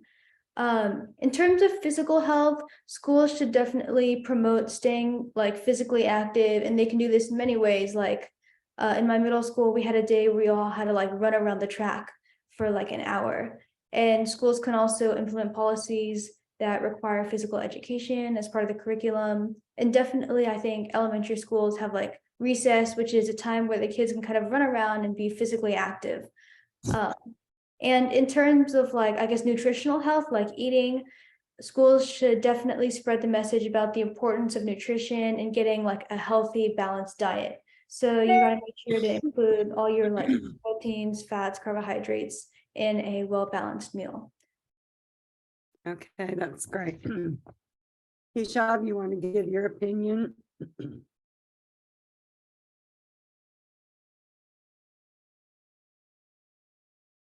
Hishab, are you still with us? Yes, I am. Sorry about that. Wait, could you repeat the question again? Sure. What kind of policy or policies would you recommend to help schools to be healthier, to have a healthier environment? And how can you be sure that these policies are implemented? All right. Yeah. So I would say a key policy or a key theme that I would promote is making exercise and physical education more entertaining and more engaging. For example, in my county, I have implemented these these fun physical activity games that were created by Cornell University researchers. And these games, like I've used them at a vaccine clinic, as well as in schools, and they have been very effective in engaging the students in wanting to exercise. I feel like if the physical exercise is very bland and monotonous, students are less likely to have a positive attitude towards physical exercise. If you show them that physical activity can be fun, I feel like children would have a better relationship with exercise and would be motivated to integrate physical exercise on a daily basis. And as far as making sure that that policies are truly implemented in schools, I would recommend giving surveys to the students, because I feel like this is the best way to hold the school accountable. Getting feedback from students on how frequently schools, the school administration is implementing these physical exercise programs, will give us insight into, will allow us to make sure that schools are implementing these programs. Okay, thank you. Larissa? I believe our school has done a good job in implementing health policies. They provide healthy snacks in the vending machines or healthy drinks. And they also provide a second option in the food. Sometimes they will put in salads or light snacks that people can eat. But I think they should put in more of that. Like I've said before, probably provide a second option in the food or in snacks, like in concession stands, maybe like what I said before, fruit salads, yogurts, healthy fruit snacks as well. Okay, thank you. Catherine? I think that a sort of framework that schools might adopt when trying to ensure that there are healthier environments, first of all, starts with mental health and destigmatizing health issues in the first place. So I think it's really important for our students to know that their schools take mental health seriously so that they can reach out to their schools, administration, counselors, if they feel like they need help. And if schools take these issues seriously, then students will feel empowered to reach out to them to bring their own suggestions. So the healthiest school environments are ones that emphasize mental health through policy and also education, not only starting with students, but also faculty and parents, because I think if the entire community doesn't understand what students are going through, any kind of school policy kind of falls apart. So it's important, I guess this can even be exported to the other health issues that we've been talking about exercise and screen time and nutrition. One key aspect is to ensure that the policies are promoted at every level of the school's community so that everyone can understand why these policies are being implemented, what the problems are, and why they're important. That's great. Okay. Alicia, do you have something to add to that? Can you please repeat the question? Sure. What kind of policy would you recommend to help schools be a healthier environment? And how can you be sure that these policies are implemented? Yes, so honestly, I mean, like I said, I feel something that is very useful that's implemented and still used here in my school is the Wellness Wednesdays, which every week usually our school counselors try actually to have different speakers come into to the Google Meets and being able to interact with us and giving us motivation of the importance of taking care of ourselves mentally and physically and in all types of ways.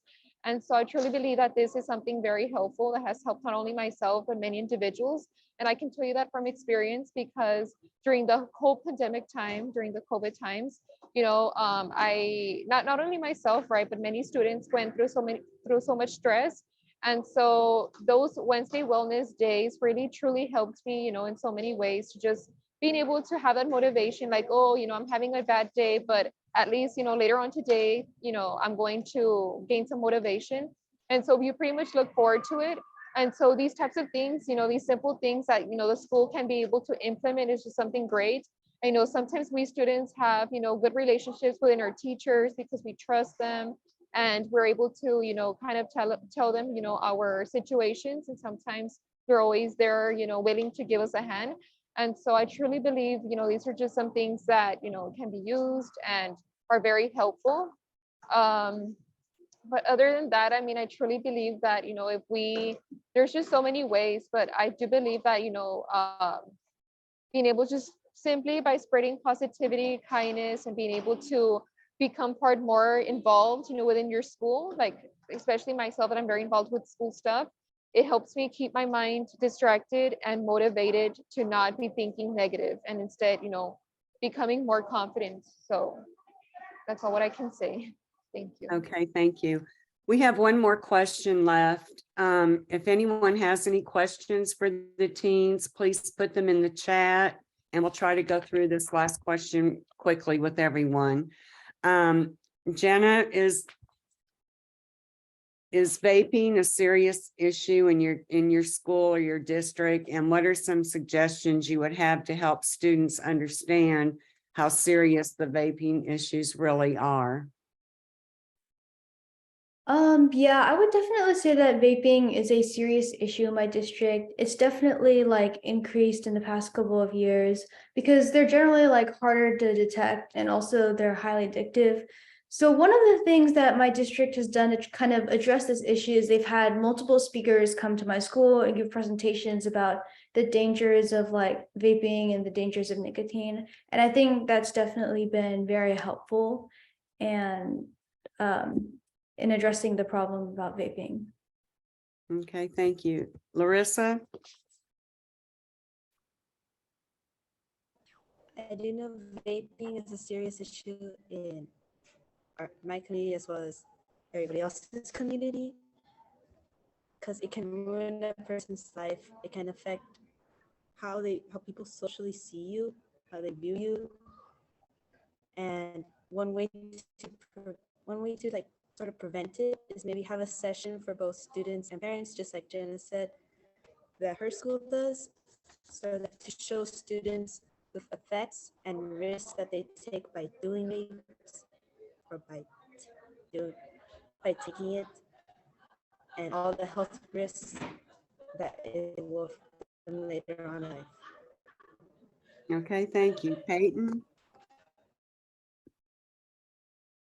So vaping is a really big issue within my community, and something that our school's done before that really has helped like reach kids is to really like utilize Red Ribbon Week. And so we do this, try to just, have fun games for the kids to play. Like we will do a call-in trivia, which is where if it's the 9th period, all the 9th caller to call in with the correct answer to a question we've asked relating to drug awareness, they will get to win some candy for the whole class or something like that. And to have like a dress up days each day, something like that that's fun and interactive really helps them, with the participation and the awareness. Something else that we've done is not just to have someone that's experienced drug issues to come talk to the school, but the family members of those people.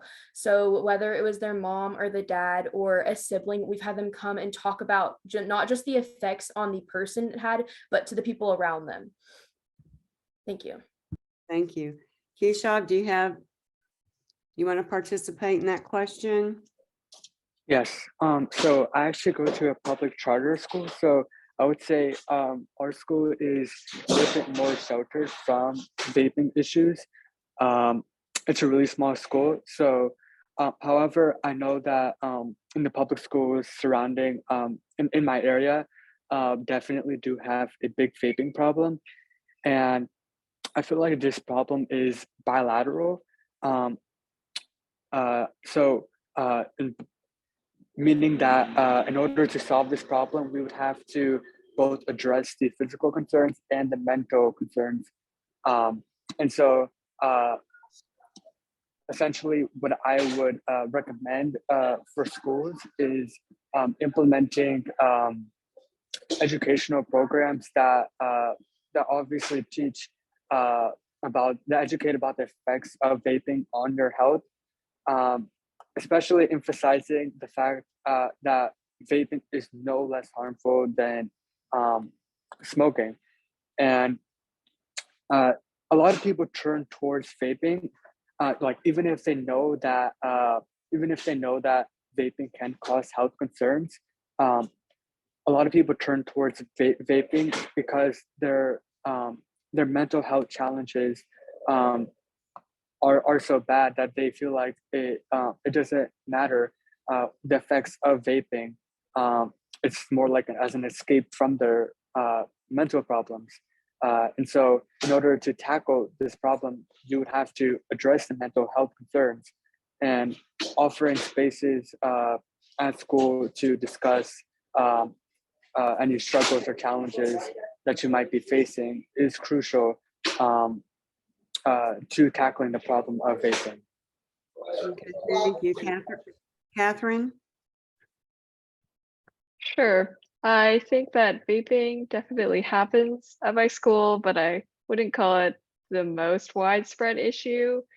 But I think one important thing that I've learned just from my own experiences of hearing people talk about vaping and about their responses to presentations or initiatives the school does to try and dissuade people from vaping is that a lot of the time students, especially those that already do vape, are not as persuaded by hearing about the harmful health effects of vaping or about addiction as one might hope they would be. But again, as I touched on earlier, speaking to bringing in speakers who have had firsthand struggles with addiction themselves instead of giving purely informational feedbacks is really important, because the way my school does it, we all break into smaller groups and the teachers leave the room and it's us and the speaker. So it feels like a more intimate experience where where the speaker can be truthful. The students have a chance to ask questions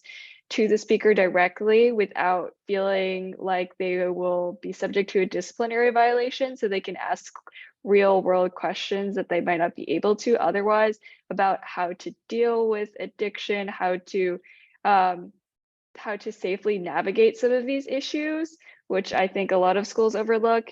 And again, it's really important that students understand that the consequences of vaping are personal and believable, which I think is most effective when someone can tell stories about that, especially when they're also a young person, so that students can see themselves in the speaker and feel like the vaping presentation isn't a disciplinary punishment, but an actual conversation that students can be a part of and actually engage in. Okay, thank you. Alicia, do you want to comment on that? Yes, of course. I mean, just like what my other, what the other students mentioned, how vaping is such an important and one of the biggest effects and conflicts now in today's generation. I truly believe that nowadays it's a little bit more, serious. And so I definitely feel that nowadays, adolescents are more at risk because of the bad role models. And, nowadays really it's rare that you see, students that are willing to be leaders and willing to make that positive difference. And so thankfully at my school, we have the opportunity where our school administrators, gives the students the opportunity to invite other speakers that are student leaders and community leaders, in fact, and they come and talk to us about, the importance of making the right decision. In fact, I know Peyton, she mentioned about the Red Ribbon Week. So in that case, when that happened, we had the event, we had so many community leaders come to our school and talk about us the consequences and, the importance of why, it's important to always make the right choices and how one simple mistake can lead you to, to such much trouble. And so I truly believe that there should be more awareness, more, just simply more encouragement, about how this can make a very, big impact if you don't make the right choice. But truly, I mean, vaping is definitely something, it's a big conflict, not like nowadays, and there should be more strict regulations, right, that help students avoid getting into these types of problems, right? And yes, I mean, that's pretty much it. Okay, thank you very much. We have about 5 minutes left. Does anyone have any questions? Sandy, this is Alice. I have a question. I would love to hear from all of the youth. Would y'all be willing to share just one specific example of something that you yourself have done or been a part of locally to help make a change to improve health in your school or your community? And I know we covered a little bit of that with introductions, but I'd like to know, is there one specific activity that you think is helping? And we can start with whoever. Keshav, do you want to start first? I see you on the screen up top. Yes, of course. So one memorable experience that I've conducted is at my kindergarten. I go to a K through 12 school, and so I conveniently have a kindergarten to educate about nutrition too.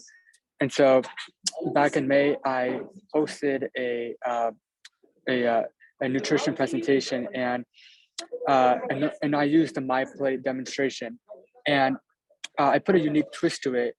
Instead of just just showing up the My Plate diagram to them, I had them actually draw the My Plate on plates with all their crayons, and so it was a very interactive experience. They had fun coloring in their plates, and then they got to take that home. So I feel like that was effective in communicating the message. Also, I don't know if y'all know already, but I am a ventriloquist. So I've used my puppet in engaging students whenever I'm educating them, because I feel like having the lecture is not as interactive, and so I use my talent. So I have a puppet, and his name is Tommy, and so I have him ask questions to the students and interact with the children, and so the whole entire classroom lights up whenever I bring my puppet Tommy out, and they become very enthusiastic about the material, about my play, and so I have Tommy asking them questions about, can someone give me an example of a vegetable? And hands shoot up, and they're all very excited to learn and participate. And so I feel like engaging tools like ventriloquism can be used in health educational settings as an important tool. Super. Innovative strategies for certain. Jenna, do you have an example? Yes. Well, one very memorable example I had was during my national school lunch week last year. I had the opportunity to kind of promote and talk about healthy eating habits during lunch, like eating a balanced meal. So I was actually able to get on my school's like broadcast system, and I was able to host like kind of like a mini lesson every single day about like different parts of the meal and how they're important to your overall like health and well-being. Like proteins are important to help like build your muscles, and carbohydrates are important for like quick energy. And I think these like mini nutrition lessons were definitely a highlight of my year. That's great. Perfect. Utilizing the school resource and kind of that closed TV option. Let's see, Larissa.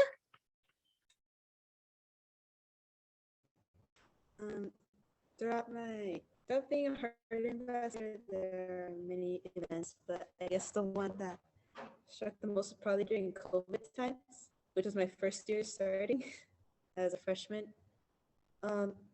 I wasn't really able to go to school or promote there, so I would go online on social media and post throughout the week about it. And sometimes my friend would text me and she'd be like, I'm glad you told me about this, because that way I can go now in the morning to get breakfast. And like, at least now I can inform people about it. Another one would be recognizing the staff and all the hard work they do. And by doing that, people are more aware of what goes on and how much hard work and dedication goes into providing these school meals, because these ladies wake up every day in the morning to prepare all the meals, to make sure that it's up and ready to grab.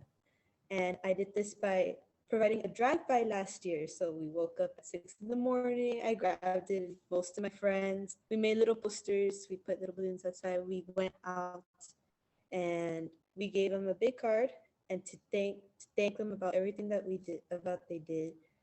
We posted the picture on social media last year, like during COVID year, not last year. And I was glad to see all their smiling faces, and it made everything that I was doing that year worth it. Thank you. Peyton? So something memorable that I've done while being a Healthy Texas Youth Ambassador was, alongside my fellow Healthy Texas Youth Ambassadors in my school, we actually got a group together that went into the cafeteria and spent a few days of that week helping the cafeteria ladies with their job. So we really learned the interworkings of what it takes to run a cafeteria and all the hard work, which is how we learned about the survey that they, send out at the end of every semester to find out the favorite lunch meals. And we really just got to help them clean the kitchen, things like that, get some extra work done a lot faster than it would have taken. And it was a great learning experience for some other students and so, yeah. Perfect. Catherine. One example for me, I can speak a little bit more about the Oliver Foundation, which is the organization that I work with to promote healthy living throughout the community. For a long time, the Oliver Foundation has been having presentations and attending health fairs. And so for a lot of the time that I was on the foundation, it was during the pandemic, but afterwards, I was really excited to finally be able to attend one of these health fairs and set up a stand to teach some of the students about, specifically we had a presentation, an actual demonstration of how many calories and fat can be found in very common foods like your fries and your burgers, and being able to show students and families what that actually looks like, and then being able to participate with those same students and families in a community run. That was a super fulfilling experience. Perfect, thank you. Okay, Sandy, that was all I had. Okay, I think we're out of time. Does anyone have any questions for the teens? You can just unmute and ask them. I think they've all done a fantastic job. Lots of great information. They did good. Thank you all. Awesome. Yes, thank you everyone for taking time from your busy schedules, students, to share some of the amazing work that you're doing and your thoughtful insights into kind of school health and helping all of us continue to try to see what youth voice is and how we can listen to you guys, really hear you, and be able to try to continue fighting for you guys for better health school environments. So thank you all. Okay, so we are rounding out the end of our day. I want to thank everyone for joining us. I want to call everyone's attention to our Texas Action for Healthy Kids resources.